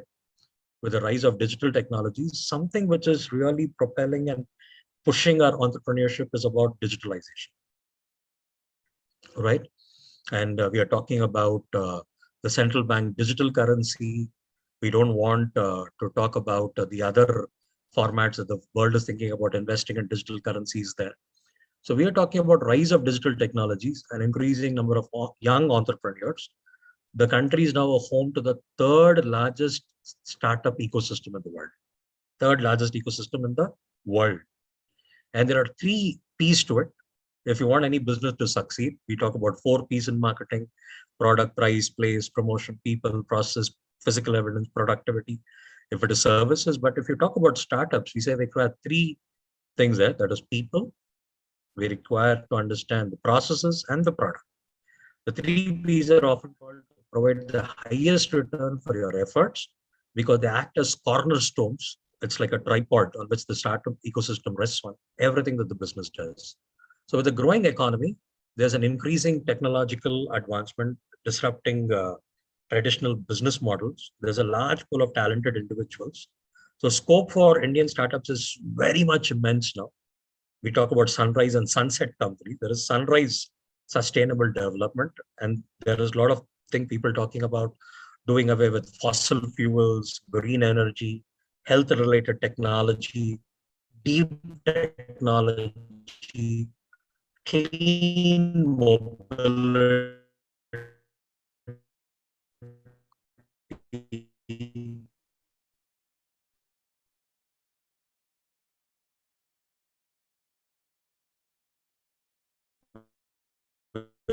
without causing pollution to the environment. So coupled with all the Startup India, Atal Innovation Mission product that create an environment which is very startup ecosystem in India. Now the focus areas, if you look at, ranging from health to climate technology to take advantage of the opportunities that have been presented in the sunrise sector. And industries are poised for rapid growth, and they're going to play a very significant role in the coming years in the Indian economy. So Indian entrepreneurship, if you look at, the landscape continues to flourish with increasing footfalls when you look from macroeconomic concerns. So economic survey in 2022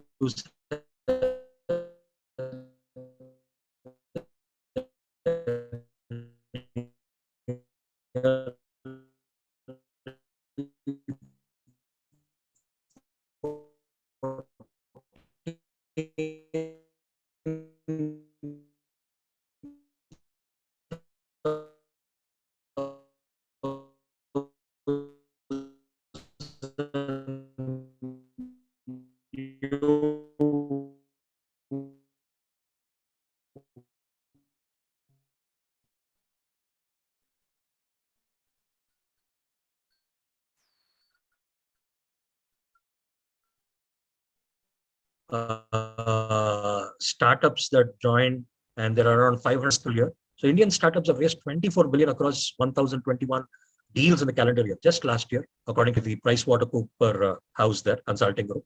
And now we believe that there are 33% lower compared to what had happened in 21. That was a period of hyper funding cycle. We believe that it is twice as much what happened between 20 and 19.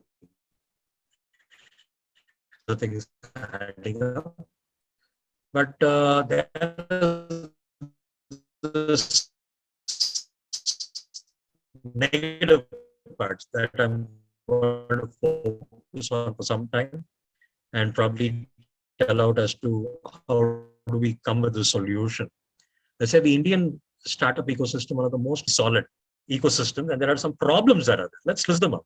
Now, what are the challenges that we have of the Indian ecosystem? There's a challenges by Indian ecosystem is lack of funds. The biggest driver. Funding resources are not many. I mean, that's the reason we are talking about foreign investments, many people coming out, and you have that.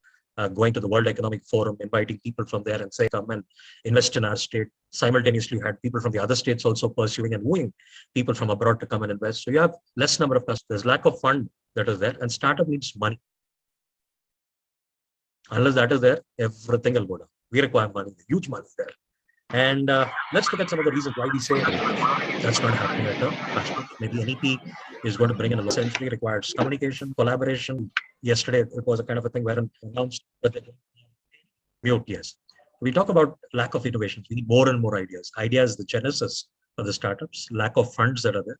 Lack of revenue. Funds are there, but you have to talk about reaching your BEP, then making profits.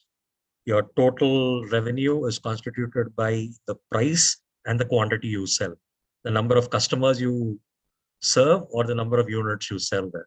And you'll have to meet your total fixed cost. You'll have to meet your variable cost. And when your total revenue is more than your total cost, then only you get into the revenue part there. You get into the profit zones. So this is another thing wherein now you find people, they had wrong notions in the past as to what is leadership, what is management skills. The other day I was speaking, maybe you're a medical doctor, you're an engineer, but still you require management skills. You require leadership skills. I'll tell the young ones that are there, if you can read the case studies of T.A. Pai, who started off at Malpe, Manipal. He was a medical doctor. And how he went about with, he realized that he wanted to go study in Japan. His parents didn't have him. And he found that he was such a wonderful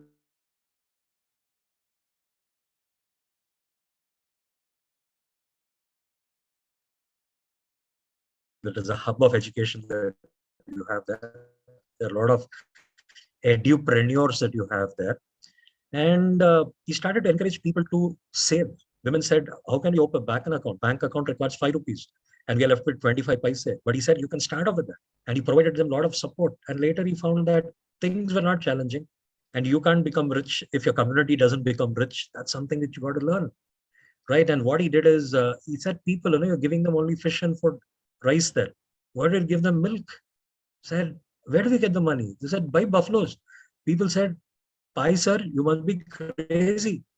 We are talking about buying milk and he's saying, buy buffalo. He said, I'll finance it. We'll start creating a cooperative. You give one milk to your child, one glass of milk to your child, and rest of the milk you give me. We'll start a cooperative and start selling. Huge money was created. I think we talk about Rajnikant 2.0, 3.0 or whatever. We require more and more TA Pais today. We require more and more Varghese Koreans today. Now look at it. This guy goes about studying dairy farming, does his PhD and MTech and other things abroad, comes back to India. And then you have Tribhuvandas Patel saying that, you'll have to help those people out. And he gets into it. And today Amul and other things are being created. I think we require more and more that kind of leadership, people with vision, people who understand their vision appropriately. We require wonderful management skills. There are a lot of leadership gaps. And that is the reason it's not just you read the leadership related material, you do a course, you get equipped. No, you have to really pour out yourself and identify what are the gaps that are there. You got to be agile, quick. You can't be laid back. There are a lot of business model failures that are there, and you got to learn from that and start working out new ones. Mentors that are there, they are not the ones who are giving the right kind of advices. They are ineffective mentors that are there, and businesses that are there, they're not really breakthrough business. It's copy paste. I mean, somebody's idea that is there, you modify a little, try working it a little bigger there. I mean, that's not working. So you have lack of competency. So to build that into the students, that's something of a big challenge. Now, this is what we've been sharing for a pretty long time during the COVID, which we call it as VUCA, VUCA.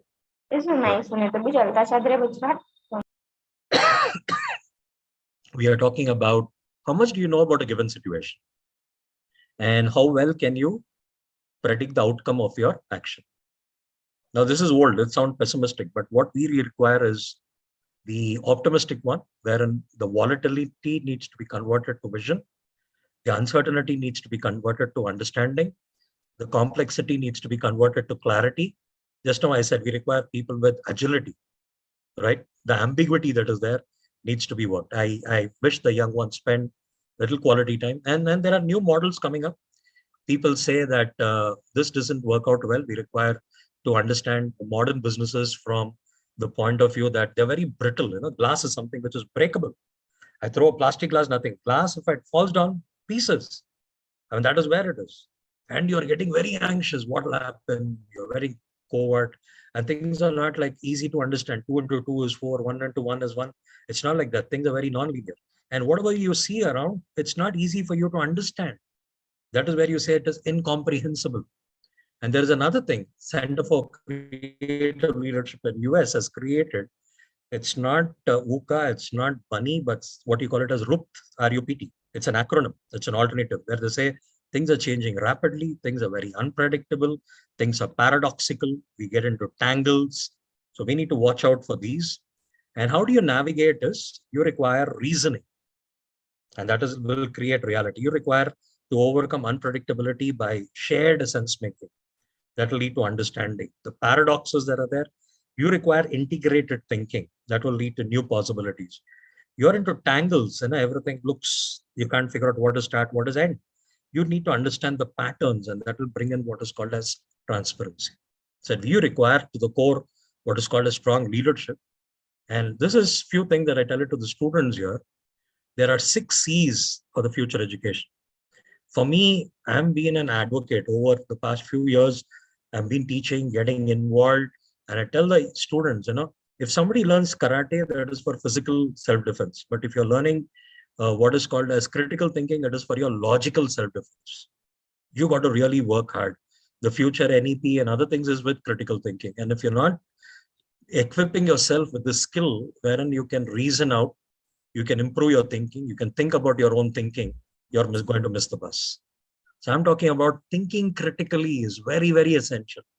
And you got to communicate clearly what is there in your mind. You can find the right choice of words to articulate. You got to work in teams, that is collaboration. You need to understand, embrace culture. Now I think there is a season of Ramadan. For somebody it's fasting and somebody it is feasting. But look at the way people are trying to, when there is this pista house, you got to read the case study of these guys, the way they start off with a cloth merchants, they start a small bakery. And at the same time, they have outlets in Oman, Dubai, US, and various other places, how they're able to cater to the supply chain. Wow, there is collaboration. They understand culture very well there. You got to develop creativity. This is very important to see there. And you have to stay put. That is connected. There's a strong network that is to be built there. And we talk about few of the courages the students must be in. It's not about religion. We talk about spiritual courage. You require intellectual courage. You require social courage. You require physical courage. You require emotional courage. And you require moral courage. So what do these mean quickly? The physical courage is to keep going with resilience, balance, awareness. Talk about you require social courage. To yourself, you have to be unapologetic socially. To yourself, you said that. You talk about moral courage, that is when it's uncomfortable and unpopular. You don't have to go with the tide. You don't have to compromise on integrity, honesty, those things. Emotional courage, being positive and negative without guilt, that is there. Intellectual courage. This is where Alvin Toffler said 21st century illiterate is somebody who can't learn, unlearn, and relearn. A lot of things keep changing. You'll have to get into that. Spiritual courage is about living with a purpose. It's meaning through a heart-centered approach towards life and about oneself. These are things which we have to go about with when somebody thinking about getting into startups and other things there. So, to conclude, I would only tell that the advantage that we had yesterday will not be replaced by the trends tomorrow. You don't have to do anything wrong. As long as your competitors catch wave to do right, you will close and fail. This is what had happened to Nokia. Read their story. You had the CEO of the company crying in a meeting and telling we didn't do anything wrong. And we were purchased by Microsoft. If you don't change, you will become a Jurassic Park animal. You'll become extinct. So you'll have to keep in pace with the changes that are happening. All right. So you'll have to change to improve yourself and giving yourself a second chance. This can be forced by others if you don't change, and you could be discarded. You could be thrown out of the market. So those who refuse to learn and improve, So if you learn and improve, nothing will happen. But if you refuse, if you show resistance, then there'll be a day where you'll become redundant, not relevant to the industry, and you will learn your lessons very hard, and the lessons will be very, very expensive. And I like telling this, forums like that, when you attend, what do you get to learn? You have to show up. I mean, somebody called me to come at 11 there, right? You have to speak up, interact with people. There are a lot of experienced people who can go about with with your doubts. Look up with somebody to do with the right role models. Team up is very important, collaboration. Never give up. I mean, it's not always failing. It's not failing. Yesterday, you've seen those two girls that are there who had brought laurels to this country, Nikat and others there. When girls, boxing and getting gold medals to this country there, you fall, the referee gives a countdown.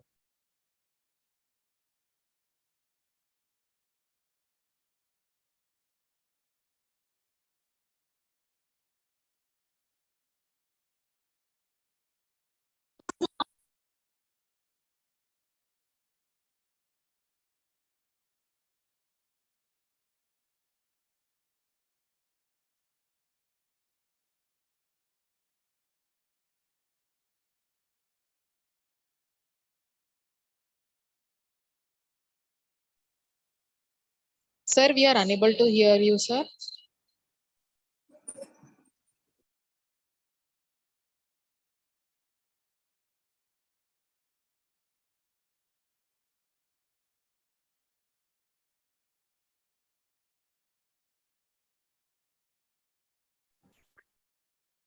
I don't know, something snapped again, my end or where it was.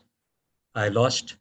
Okay, whatever it is, I was trying to finish up, and there's one last quote which Abdul Kalam has said. So we got to be positive. And he says, don't read success stories. You'll only get a message. Read failure stories. You'll get some ideas to get success. So there are some books, I used to share with my students how 50 startup companies have failed. What are the reasons why they have failed? If you read every story and if you can compile that failure stories, experience is learning from your mistakes and experience is learning from others' mistakes. So when you do mistakes, they say do new mistakes, but don't repeat old mistakes. So you got to learn from others' mistakes. And that is how startups can thrive and you can build a robust ecosystem. So that is how I put it. And anything else that I would share, I'd love to do it. Then that's it from me there. Thank you so much for the opportunity and the invitation that I got from RBVR Reddy College for sharing my thoughts on the ecosystem there.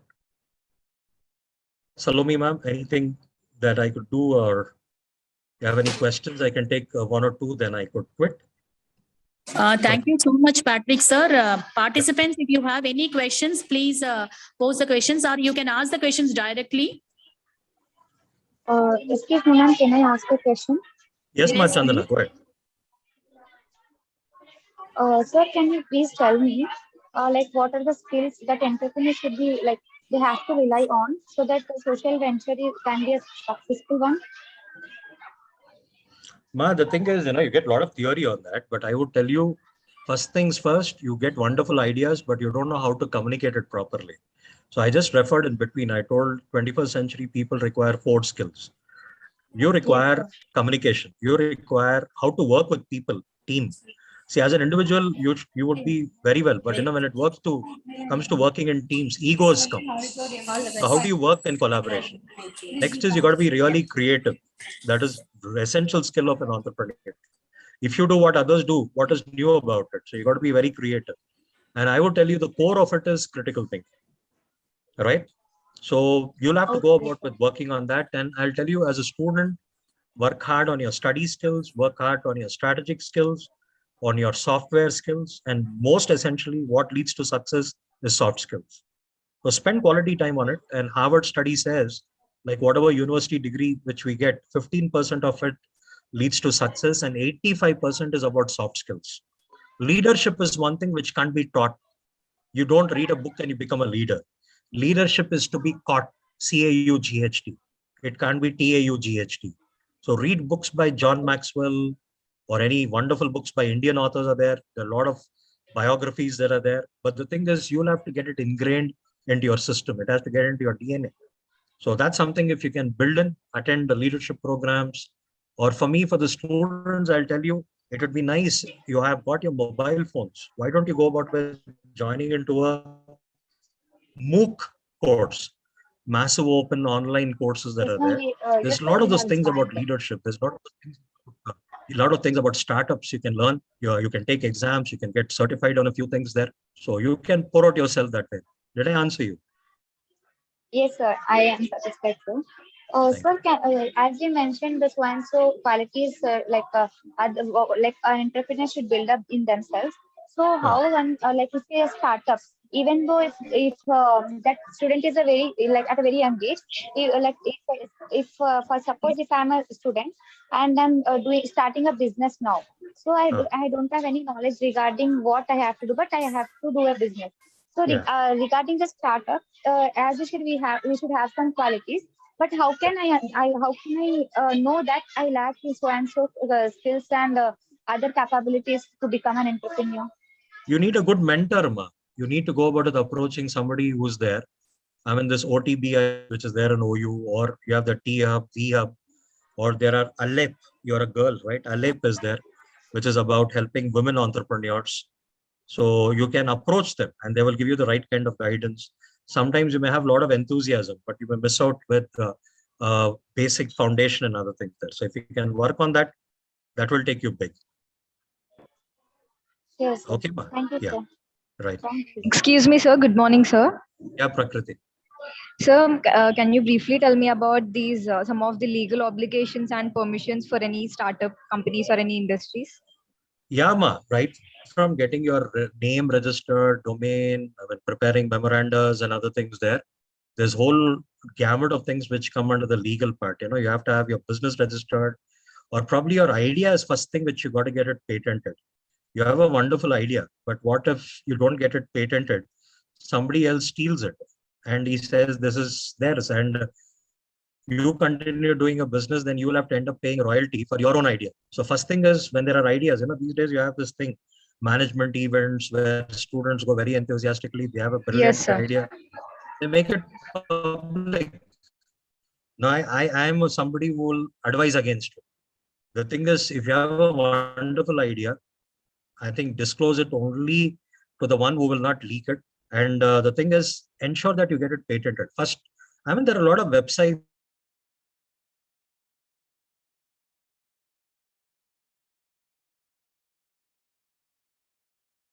have a brilliant idea, I have a solution. Figure out what are the different sources. Now, people that are there, they can also give you money to do business. You may start up with your family, friends, or you can leave it to people which you call it crowdsourcing. There are a lot of those tools that are there. So first is, if you have a brilliant idea, don't forget going for the IPR, intellectual property rights. Okay, if you don't patent sir. it, somebody else will copy it. So focus. There's a lot of websites which are there, a lot of material available. The process is very simple. It's about updating and uploading till you get your certificate. Don't make it public. Like, what are you patenting for? Yes, sir. Got it, sir. Thank you, sir. Right. Excuse me, sir. Yeah, ma. So how we can cope with uncontrollable risk? Now, you yourself said it, ma. There is something that is there. One is called as controllable. We talk about systematic and unsystematic. Controllable is what is within my hands. Uncontrollable is it's beyond my hands. So the thing is, either I get accustomed to it, I get adjusted to it. Now the thing is, once people said there is COVID, you have to wear a mask and you'll have to use sanitizers and other things. They said this is new normal. So you can't stop getting infected. So you'll have to get adjusted to it. So when you said uncontrollable, what do you mean?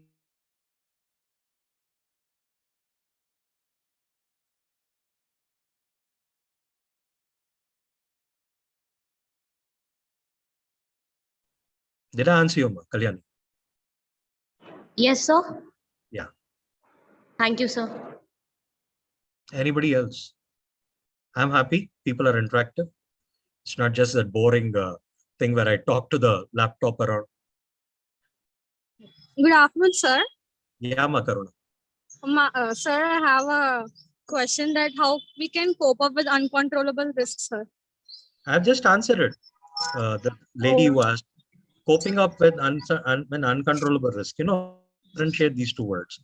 Controllable is something you can do about. Uncontrollable is you can't do anything about it. It's beyond your reach. Can I change a government policy? Can I stop the war between Ukraine and Russia? Can I change the weather conditions? Can I go about? I can pursue, be a part of trying to protect the climate for the future or enhance it, another thing. But there are many things which are there beyond my control. So I need to safeguard myself. So, one of the best ways people talk about is insurance. Do you get it there? So you unforesee a lot of things which can go wrong with your business. Take a right policy that covers your business. That is one of the things what you do to overcome what is called as uncontrollable risks that are there. So study more about what is this insurance, various types, marine, life, general, a lot of those things that are there. Yeah. Thank you so much, sir, for the very valuable, informative session. Yeah. And please accept our token of appreciation, sir. Yeah. Ambika, can you please share?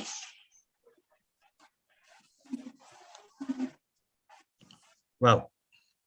Thank you so much.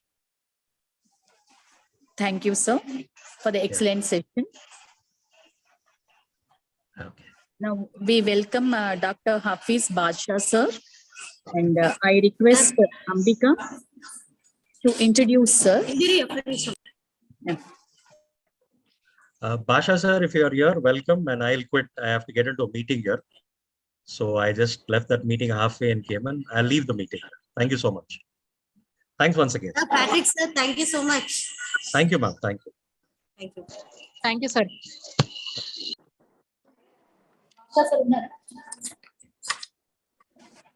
Basha, sir, can you hear me?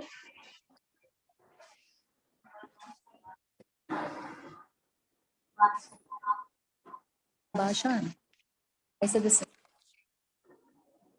Dr. Hafiz Basha, sir, are you here? Can you hear me, sir?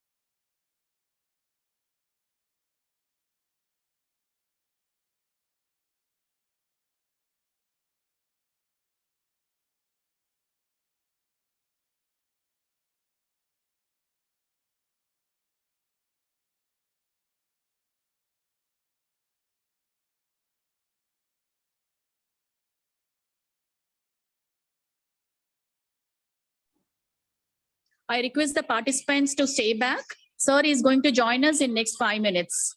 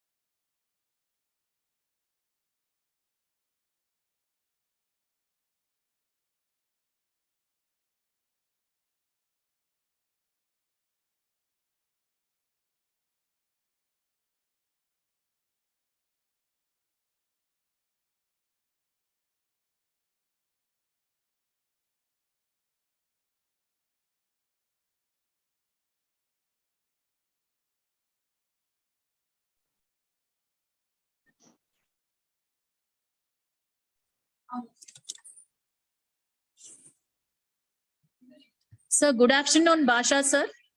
Dr. Hafiz Basha sir. Can you hear Hi, me, very sir? good afternoon. Yes, I can. Okay, sir.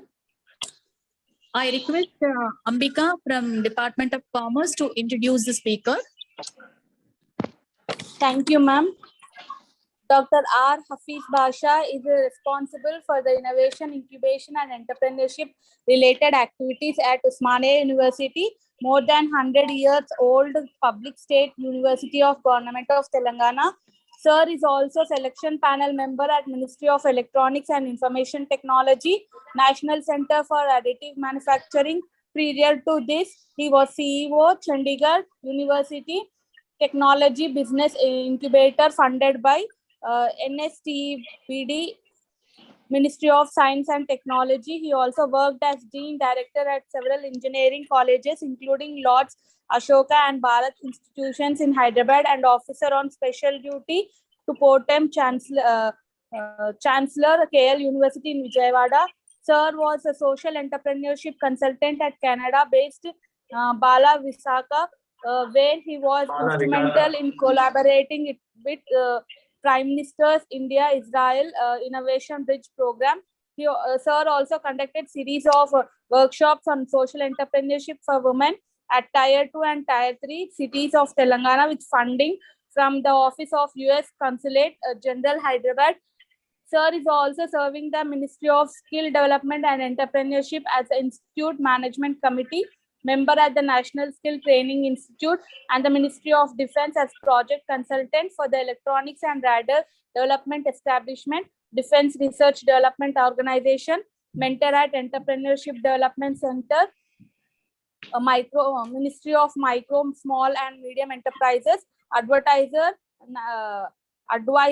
National Rural Entrepreneurship Mission, Mahatma Gandhi National Council for Rural Education, Nodal Office for Unnat Bharat Abhiyan, President Convener for Institute Innovation Council, Ministry of Education Innovation Cell, mentor of change at ATL and empaneled mentor at AICs and ACICs under Niti Aayog. Earlier, he served as advisor or expert at prestigious Union Public Service Commission in Engineering Reform Section. Before switching into academics, Sir worked as a research analyst at Thomas Reuters Scientific Geographical Information Systems at Satyam Computers Limited, project trainee at Global Renewable Energy Research Institute, Selco International Limited, and research engineer trainee at Pentagam Research Center Private Limited. While pursuing his studies, he has visited 13 plus countries without spending any money from his pocket and has a track record of delivering 80 plus guest lectures at various institutes of repute such as BITS Pilani, NIT Rourkela and abroad. He continues to be panel member of Eureka of IIT Mumbai and launch pad of BITS Pilani. Sir did his Bachelor of Technology in Electrical Electronics Engineer from Jawaharlal Nehru Technological University in 2007, Master of Technology in Computer Science and Engineering from Acharya Nagarjuna University, Guntur, with a scholarship from Thomas Reuters through its Learn While You Earn program, Director of, Doctor of Philosophy in Computer Science and Electrical Engineering from Kumamoto University, Japan, with a full scholarship from MEX Government of Japan in 2016. He also got Dean's Award for Research Excellence during the convocation. Sir did his postdoctoral fellowship in 2008 at Energy Studies Institute, National University of Singapore. Thank you very much, sir. It gives me immense pleasure to introduce sir. Over you to sir. Thank you, Ambika. Over to you, sir. Hafiz, sir. So thank you, madam, for the long introduction being given. So very good afternoon to everyone. First of all, let me thank the organizers for giving me this opportunity. So I hope you had a wonderful session in the morning by Professor Patrick sir. So Patrick sir takes care of Human Capital Development Center here at Osmania University, which is more into training, placements, and other student services. Whereas on the other hand, I take care of technology business incubator here in Osmania University. So we help and support startups that emerges from the student ideas, faculty ideas, and we are open not only to Osmania University, we are also open for all the affiliated colleges and even other colleges. So thank you for the opportunity being given. So first of all, I would like to share some of my own experiences before talking about the today's topic. So I did my Bachelor of Technology, BTech, in the year 2007. And then while I was studying parallelly, I was working. I started as a researcher, and then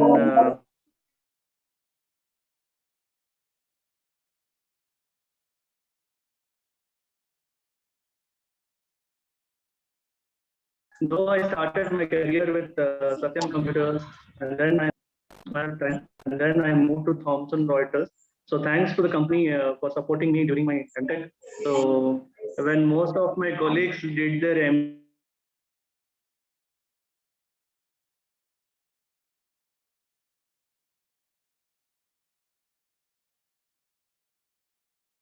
academia, after successful 4 years of corporate career, I moved to academics and started off with KL University, that is in Vijayawada. So at the same time, parallelly, I was searching for my PhD, and luckily I got it in Japan. So Monbook Offshore Scholarship, which supports students for both masters and PhD. So right from the flight I took from Hyderabad, my 3 years stay in Japan and then back to India, everything was funded and supported. So during my stay in Japan, that's the place where I got that exposure, and I could see students having that research attitude and then innovation, and then so it's quite different what we experience here locally, where sitting with different nationalities, I was able to get that flavor and support. So my professors and my fellow students at Kumamoto, Japan, so that's how things moved on. And actually during my stay in Japan, I got opportunity to do my internship at Vietnam. So I was at Ho Chi Minh City University of Technology, and that was a place for the first time I have seen something called as incubation center. So before that, even I never knew what it was. And then I started wondering, it is in Vietnam, why it is not there in India? Then I started exploring. I tried to know more about what is incubation center, what are startups. And then while researching, I came to know that it is there. It is there in premium institutions like IITs, but not at colleges and other universities. So that's how I got introduced to it. And in the year 2016, after I completed my PhD, I came back to India. And that was at the same time when entrepreneurship momentum was gaining significance in the country. So I think you guys know about Niti Aayog. Yeah, anyone? You know about Niti Aayog, National Institution for Transforming India? No one? Guys, let it be an interactive session rather than only me speaking. Okay, guys, so Niti Aayog was started in the year 2015, and prior to that, it was known as Planning Commission of India. So every country has its own planning commission, where the head of the government, that's Prime Minister himself, serves as the chairperson of the planning commission, and members are picked up from different fields, from different sectors, who serve as advisors, and they advise directly to the Prime Minister. So that's how the Planning Commission was there in India. And earlier, they were entrusted with the responsibility of preparing 5-year plans for the country. I think some of you now might remember, you might have studied in your school. So Planning Commission of India used to make 5-year plans for the country. And then it was in 2015, the Planning Commission of India was upgraded to Niti Aayog, that is National Institution for Transforming India. And Niti Aayog, after it was formed, it was given the responsibility of addressing some of the most critical issues, critical problems that are faced by the country. And that's how things started. And then there was one such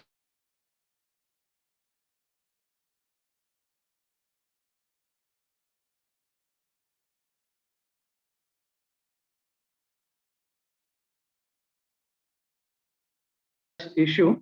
I can see most of you are students by the youth of today. Anyone? What is the most critical problem faced by the youth of the country? Yes? Students?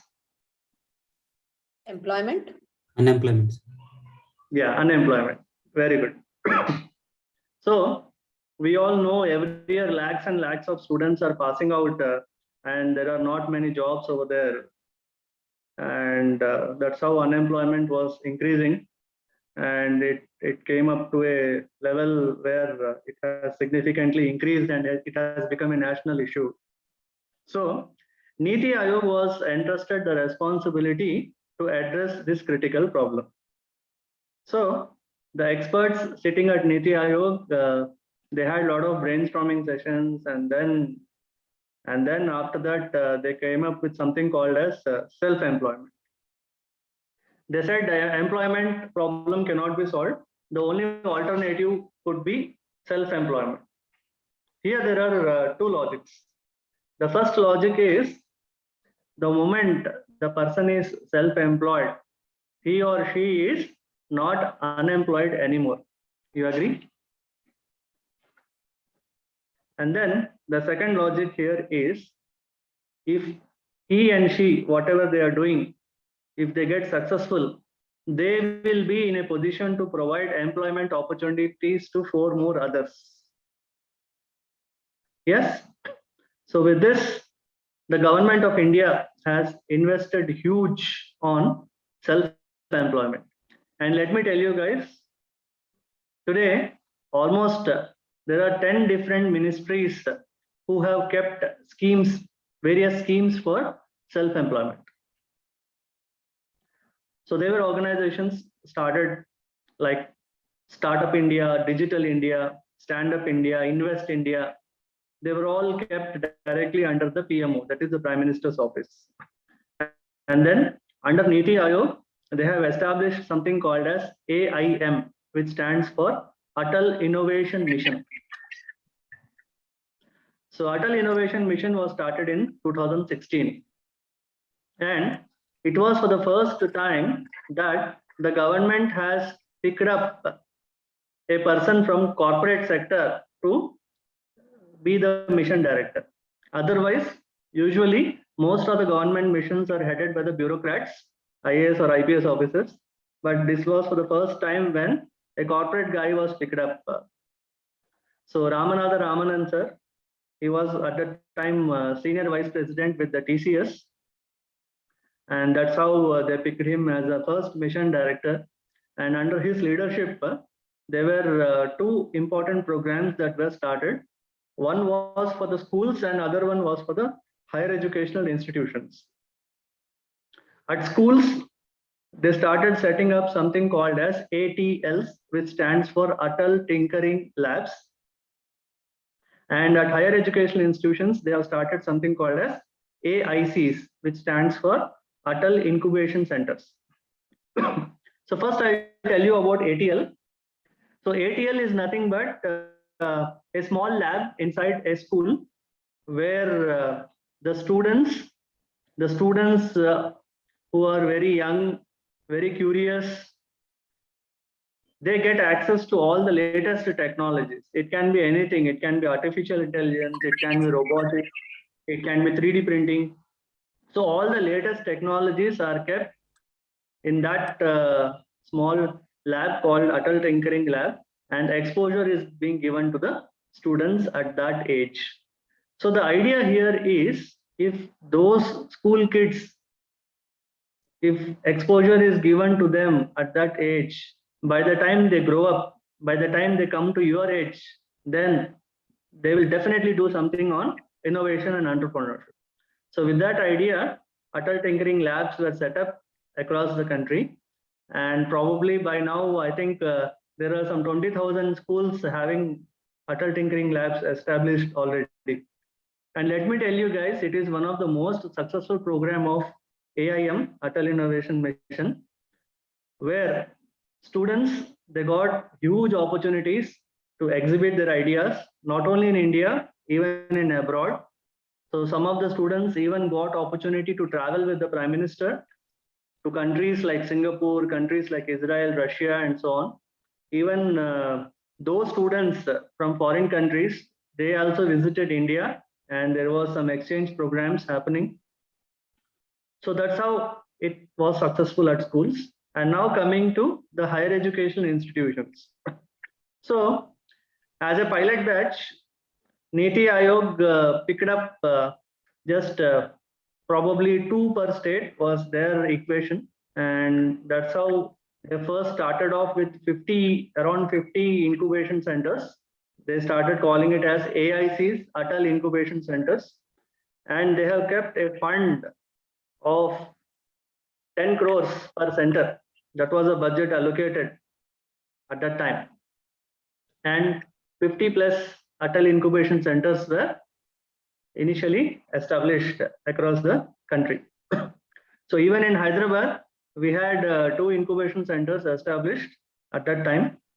And now the number has been increased. So not only Niti Aayog, even other ministries have taken up initiatives, and they have supported incubation centers.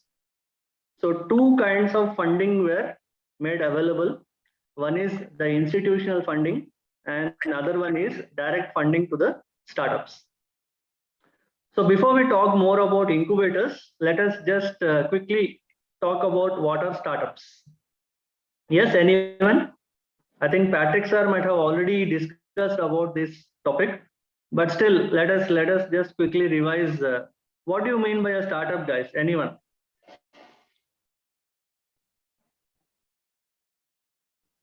Yes, students, participants, please. Starting up any business with a new idea. Okay. Any business?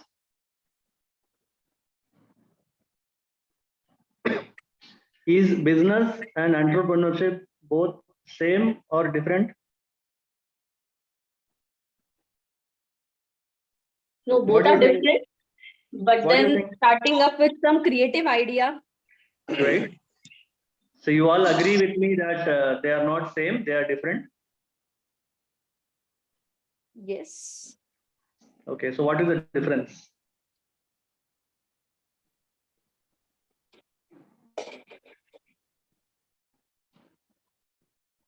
Yes, someone else? It is true that they are not same, they are 2 different. Business is where we can develop or we can do any kind of, we can generate any idea and we can just do a work on it. And entrepreneurship is where we need some creative skills or ability or ideas to do something. Okay. And any more points to differentiate?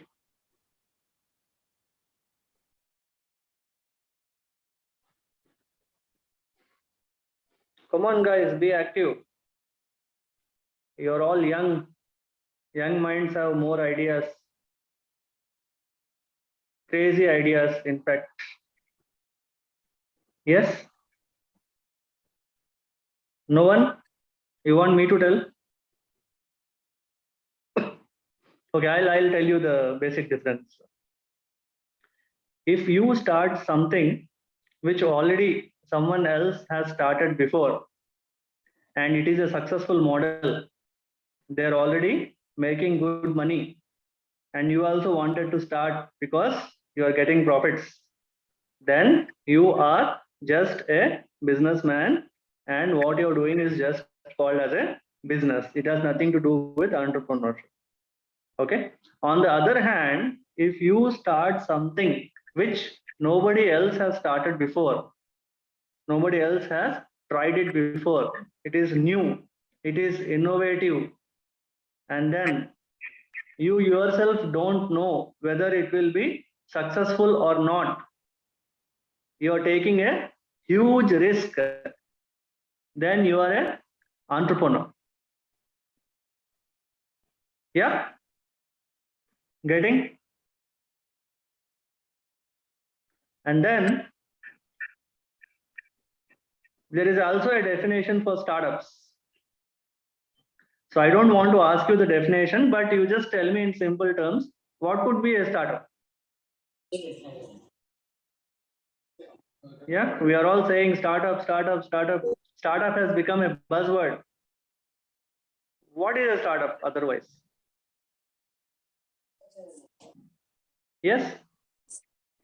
Just look into your mobile, the apps that you are using, Swiggy, Zomato, Ola, Uber, Rapido, they're all startups, guys. Yeah, they were all once upon a time ideas which came from bright minds, and today they have disrupted the market. Yes. So startup is something which is new, which is innovative, which has the ability to disrupt the market, and then ultimately it has a potential to provide huge employment opportunities. Then it is called as a startup. Okay. At the same time, since startups are new, they are not aware of the market. They are new in the market and they need some help, they need some support. So that is where incubators come into picture. So incubators are the one who supports the startups. So from where did this word incubator came from? Anyone?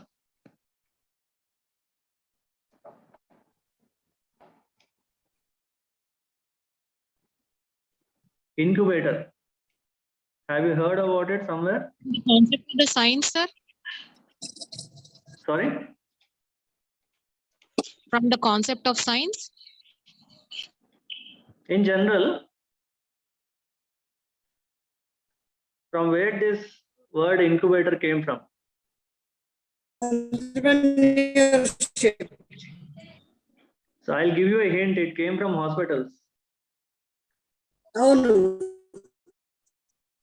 After childbirth. Yeah. If any complication are there. Exactly. In a hospital, if a baby is born, if the health condition of the baby is not good, they put him in an incubator. And then once the baby's health condition is fine, they take him out of the incubator. Yes, rightly said. And there is a similar concept in poultry farms also. There also we use incubators. Okay, so the word incubator has come from there, but we are not talking about those incubators. We are talking about business incubators. So, as I was mentioning, startups need support, and that support is provided by a business incubator. So, any incubator, it has to provide 5 different set of services to the startups. Okay, so I'll tell you one by one what are these 5 support systems. So the first one is called as seed money. So for any startup, when they get an idea, if they have to take that idea to the reality, then just an idea is not sufficient. They need some fund. They need some funding. So that is where seed money comes into picture. So seed money is nothing but small money that will be just enough to either make a prototype, yeah, minimal viable product, just to realize your idea to prototype. So that is the first support, financial support any incubator provides to the startup. And let me tell you guys, the government has kept something called as grants. Seed money is given to them in the form of grants. And most of the grants are like, it is for them. They need not return it back. Okay. So this is the first service. Second service is mentoring. Mentoring is something where an experienced person will be guiding the startup. So that mentor can be either from the same field, same sector, or can be from some business expertise, having that experience. So mentor will be telling the startup what not to do. So any incubator, what they do is they maintain a pool of mentors, okay, picked up from various fields, various sectors, who are ready to volunteer, who are ready to support the startups. So what an incubator does is, once they onboard the startups, they identify the startup needs, and then they will do the matchmaking. They will connect the right mentors to the right startups. And each startup will get a benefit of at least 3 to 4 mentors. And let me tell you guys, the time spent by the mentor, okay, that time will be respected and honorarium will be given to the mentor, and that is by the incubator, not by the startup. So this is the second set of service. And then third comes networking. Networking is more like connecting the dots. So we organize several programs, several events where we bring all the stakeholders at one place. We connect startups with the right people who can take their business to the next level. A lot of networking meets, networking sessions happen where people come to know about the startups. And sometimes we push the startups, we tell them, go and meet someone who will help you, who will take it to the next level, who will give you market access. So that's all about networking. And fourth is something called as investment facilitation. So I was talking about seed money, right? Seed money is small money, which is just sufficient to make your idea to reality. But after that, the startup may need more money, big money. That seed money is not enough. So that big money is being given to the startups in the form of investments. Again, investments are of different categories. We have people called as angel investors. We have people called as venture capitalists, and then the traditional bank loans. These are the 3 categories of investments that are there. So let me tell you about angel investors.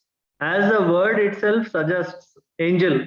Yes, angel investor is a person who do not have much expectations. Yeah, they are passionate. They like the idea, okay, the startup, and then they want to invest money in the startup, and they also want to travel with the startup.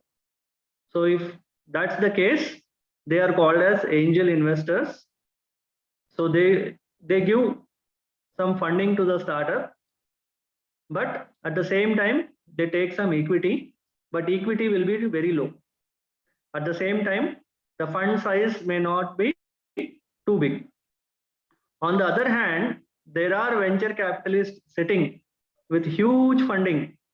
Okay. At the same time, they have huge expectations. So venture capitalists are basically like vultures. Okay. They expect huge equity from you. But the benefit is they can give you big money. And if you are ready for it, if you want to really scale up, then you can take the venture capital fund. And then comes the traditional bank loans. Even government has introduced a lot of schemes. You might have heard about Mudra loans, MSME loans. Even all the nationalized banks have also kept some schemes for the startups. So these are the three different investments that are there, which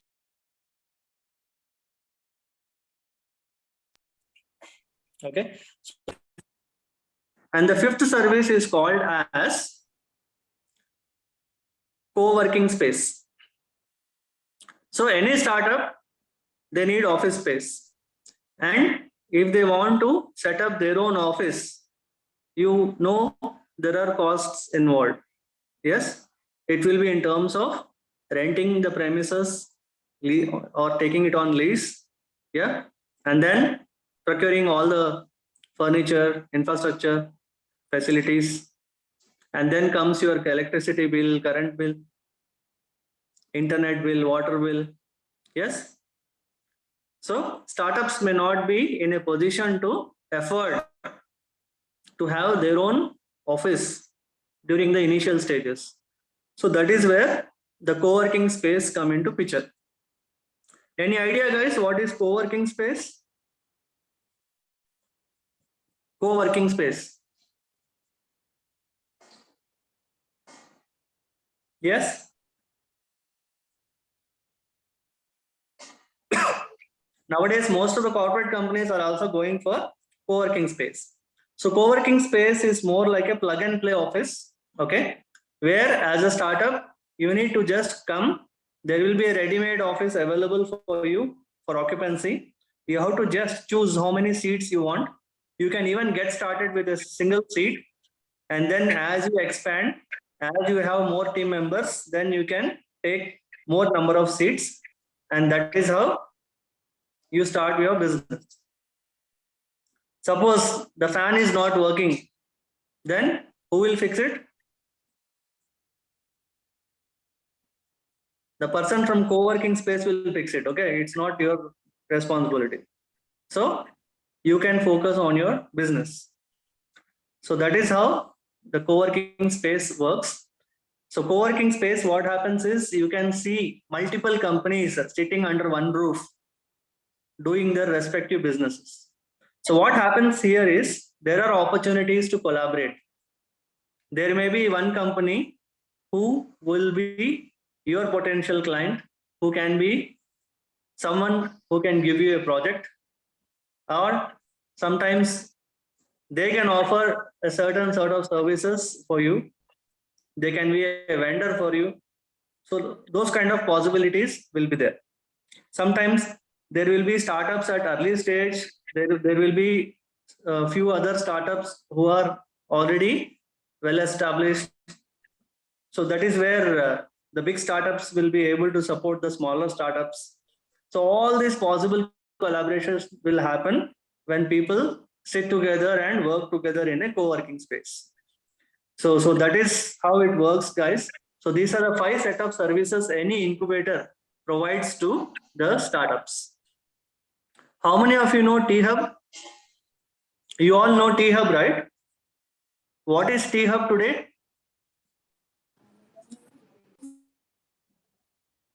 Anyone who know what is T-Hub?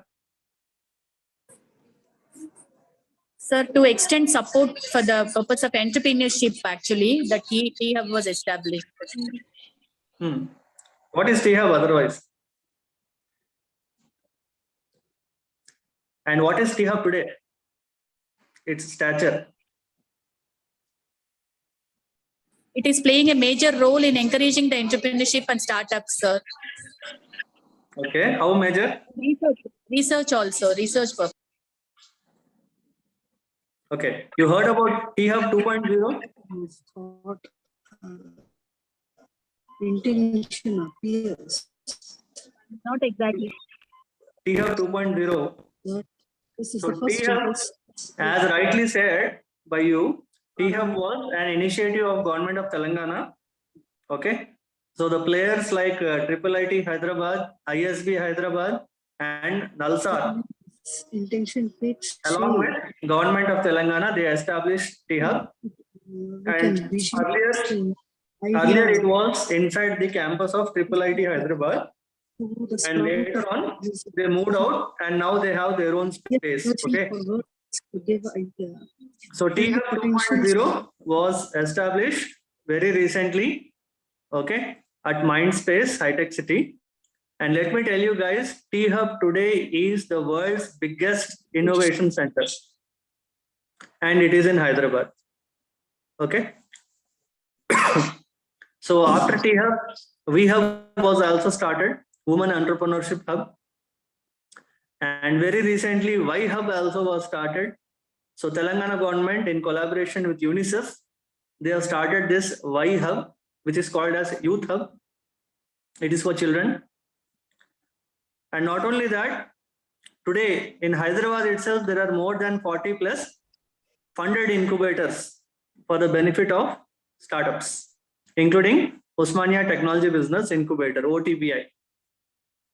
So at Osmania University, Incubation Center was established with funding from Ministry of Education, Government of India, under a scheme called RUSA. RUSA stands for Rashtriya Uchchatar Shiksha Abhiyan, under which 6 centers of excellence in all emerging technologies, along with Incubation Center, has been established. Let me tell you guys, Ministry of Education, Government of India has already made it mandatory for all the educational institutions to have their own incubation centers inside their college campus. Okay. Even the accreditation agencies like NAC, National Accreditation, and NBA for engineering and business schools, they have kept some points if the college has its own incubation center. And nowadays, even the rankings, NIRF ranking, Atal ranking, is all dependent on the entrepreneurship, innovation, and intellectual property related activities that are being conducted in the college. Ideas and idea and concept. So every college will definitely have something called as Entrepreneurship Development Cell. Okay. And then those entrepreneurship development cells have now emerged into business incubators, and they are all supported and funded. So why do you think we need business incubators inside colleges? When there are incubators like T-Hub, V-Hub outside, why do you think there should be an incubation center inside your college? Yes, anyone?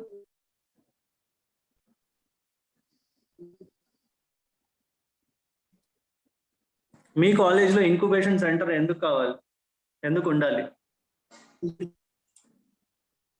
To encourage the students to support, do the research in innovation and startup and entrepreneurship.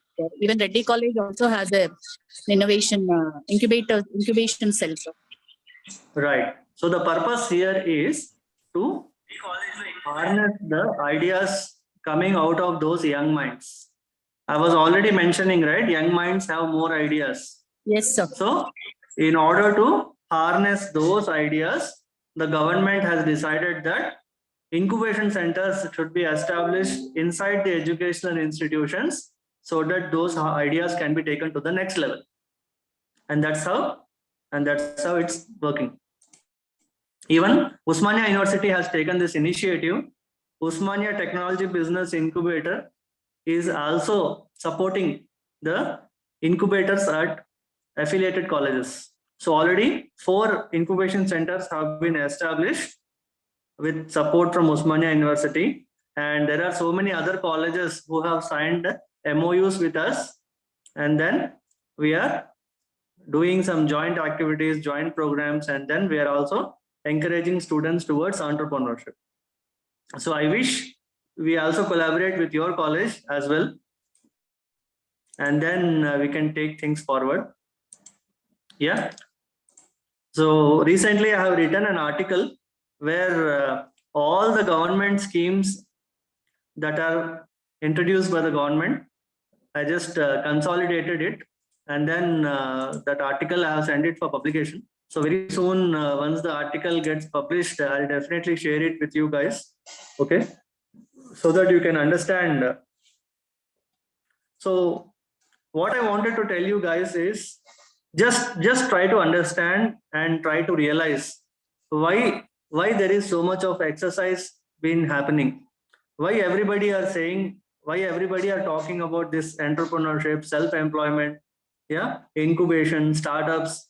So just try to figure it out, like why there is so much of noise, why there is so much of exercise being happening. Okay, so just try to realize, guys. So as we started this session with a topic called unemployment. Yes. So finally, that's where it ends. Okay. So in order to address this challenge, this problem of unemployment only, this exercise is been done. Okay. So it was a successful model at the Silicon Valley at US because they have done it some 10 to 20 years back and it was really successful. So that is how they are just trying to replicate it here in India. And 2016 things started. Now today is 2023 and very soon it will be a decade, techno decade to be more precise. And let me tell you guys, this is the age of technology. 2020 was a year for artificial intelligence. And today you can see applications like ChatGPT in place. Okay. So there was a time where suddenly there was digitalization happening. I think you may not be knowing, but your professors may be knowing during their time. Okay. Suddenly there was computerization happening and people were really worried. One computer will replace 4 to 5 employees. So people thought that with the advent of computers, the people will start losing their jobs. Yes, but it didn't happen, guys. Let me tell you, computers came. Okay, of course, one computer operator was able to do a tedious task of done by 4 to 5 people. It was true, but at the same time, computerization has brought new kind of jobs in the market. Yeah, there was a software boom. Information technology and ITES really flourished. Yes, and today people are again worried about artificial intelligence. They are worried about machines taking over. Okay, so nothing like that will happen. You need not worry, guys. There will be no again, there will be new kind of jobs that are going to come. So only thing what you have to do is you have to just go move with the time. Okay, just think about your parents. During their time, there were no telephones, there were no cell phones. Okay, but today your parents are able to operate the mobile phones with all latest technologies. How did it happen? Yeah, they just got used to it. Yes, they upgraded themselves. So similarly, the message to you is when they can do it, why can't you? So you also adapt to the new technology, move with the time. Okay, learn that is needed in the market. Try to identify what are the areas that are there that will help you out with some opportunities. Okay, placement means not just jobs. Placement means jobs, higher education, at the same time entrepreneurship. Okay, so be wise, choose wisely which field you want to go. Okay, you need not become entrepreneurs overnight. Okay, you can go, you can work, you can gain some work experience, and then you can think about entrepreneurship after a few years. Okay, it can be any time.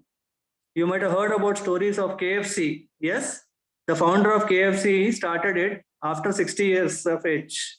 So age is not at all a bar.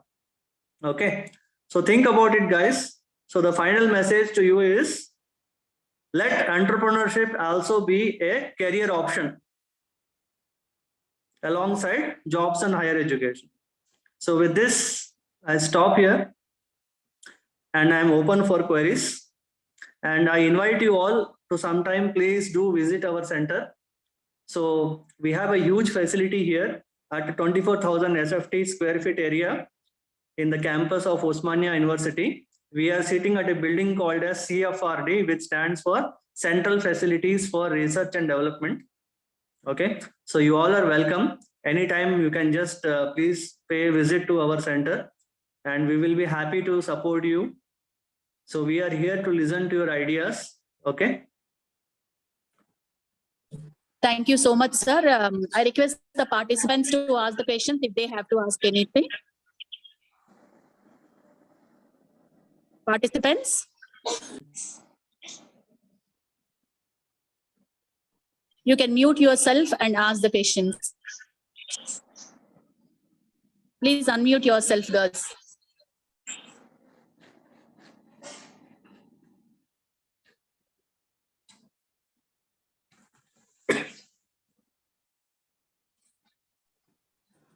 Sir, I have a question here, sir. How to overcome the problems faced by startups, sir? Like with a startup in the sense, like they will, I mean, it is new concept to the upcoming entrepreneurs and so many challenges they have to face now, sir. So how to overcome, sir? This is my question, sir. So first of all, as I was mentioning, a startup founder is a person who has already decided that he is going to take a huge risk. Okay. So startup founders, they are not afraid of failures. Of course, we call it as a startup because the success rate is too less. Okay. Not all startups will succeed. But if it succeeds, then it's going to be a revolution. So obviously, any startup founder will have a lot of problems, lot of challenges to face. Okay. So in order to get used to it, so what I feel is the startups should be open for collaborations. They should openly collaborate with others. Nowadays, students come with ideas. They say, this is my idea. They love their idea. But that idea has to be validated. Whether it will be successful or not, it has to be seen. Otherwise, they will be spending their time, money, and energy on it.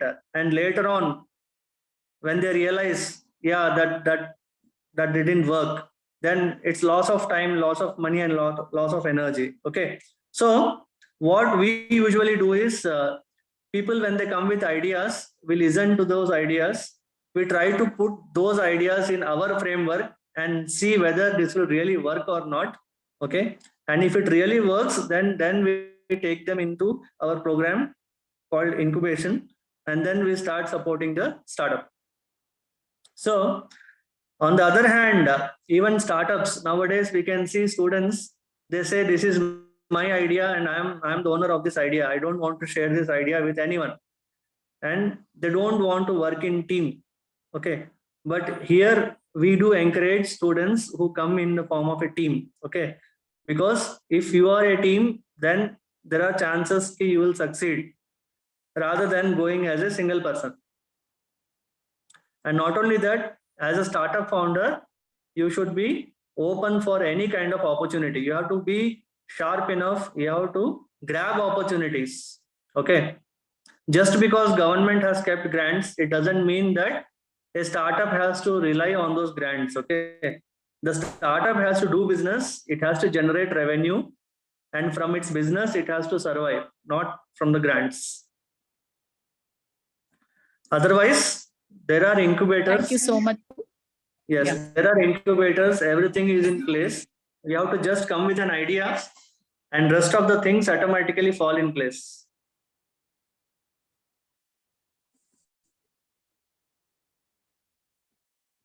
Thank you so much, sir. Yes. Any more questions? Any more questions, participants? Sir, good afternoon. Very good afternoon. Sir, I have a question. What role does the startup company play in the life of its communities?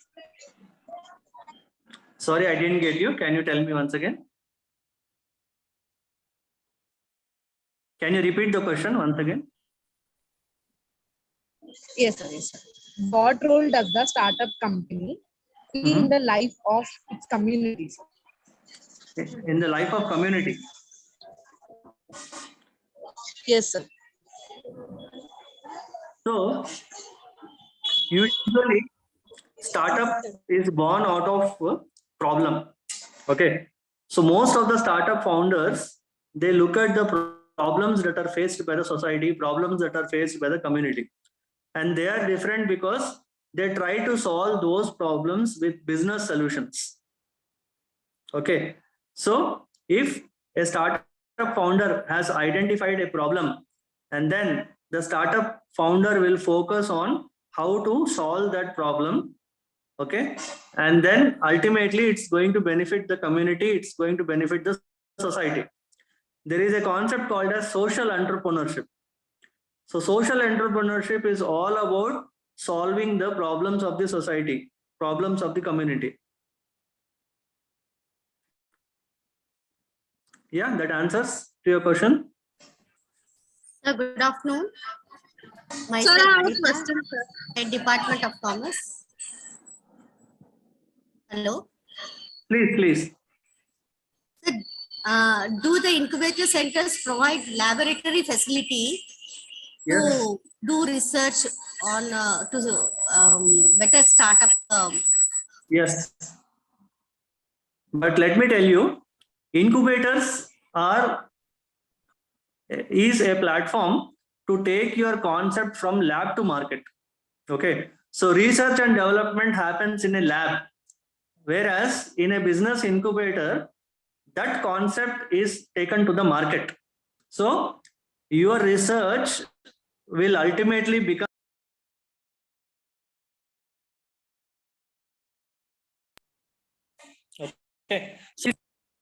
being made available in the laboratories. Okay. And once the research is completed, then when it becomes a product or service, then the incubator plays a prominent role in taking your product and service to the market.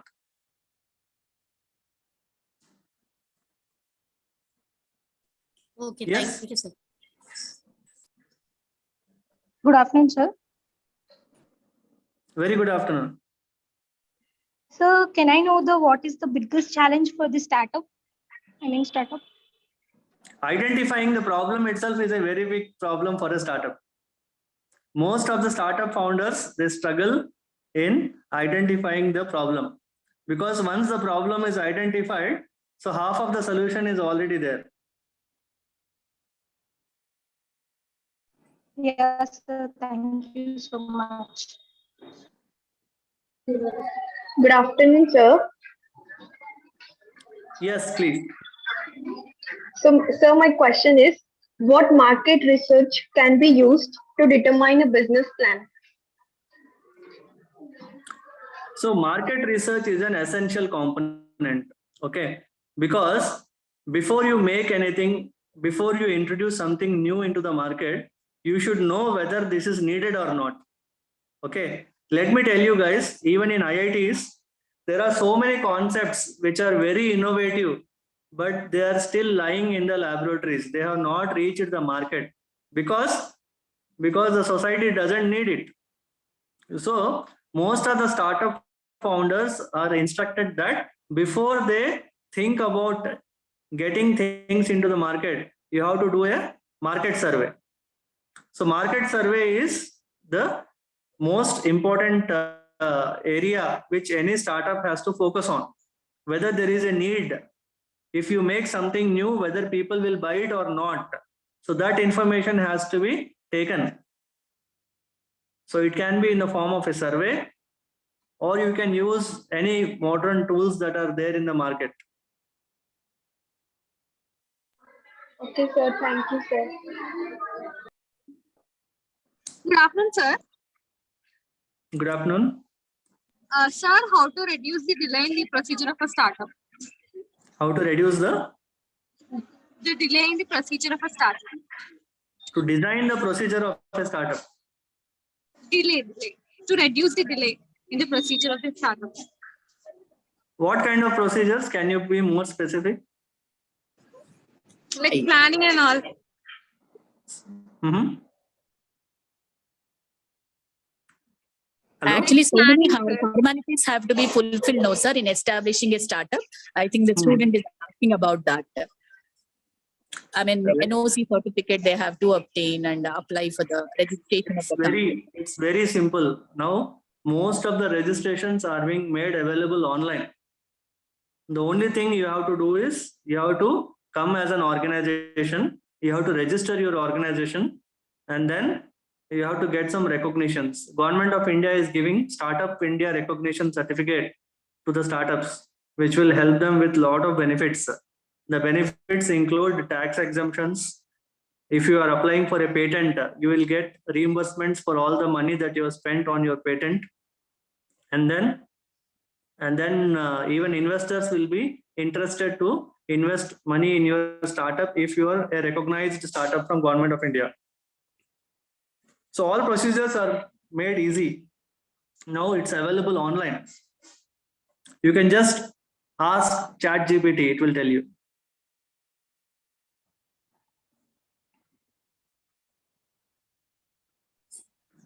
Thank you so much, sir. Any more questions, participants? I think we are done with the questions, sir. Anita ma'am will speak, sir, HOD, Department of Commerce. Please, ma'am. Good afternoon, sir. Very good Thank you so afternoon. much for gracing the occasion, sir. We are thankful to you for coming and giving a lecture on opportunities and challenges of startups, sir. Thank you so much. Thank you. Thank you so much for the opportunity being given. And I wish Thank you you. all the best to all the participants. Thank you so much, sir. Please accept our token of appreciation, sir. Ambika, can you please share the certificate? Thank you so much, sir. Please accept our token of appreciation. Thank you. Thank you so much. Thank you for the wonderful session, sir. All the participants, we will send the feedback link and we'll post the feedback link in the chat box. It will be there for 15 minutes. Please fill the feedback form. So once again, I welcome you all. sir. I welcome you all to visit our center. And we are also open to collaborate with your college as well. Thank you so much, sir. Definitely we would make it, sir, in the coming days. Sir, can we have a field trip like to Usman University to bring our students? Yes, already there are so many colleges who have brought their students here. So 50 to 100 students we can easily accommodate. Okay, okay.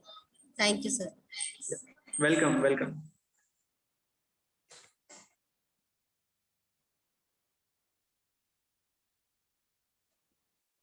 Okay, so we are done. Yes, sir. Thank you so much, sir. So once again, thank you so much, and have a nice day to all.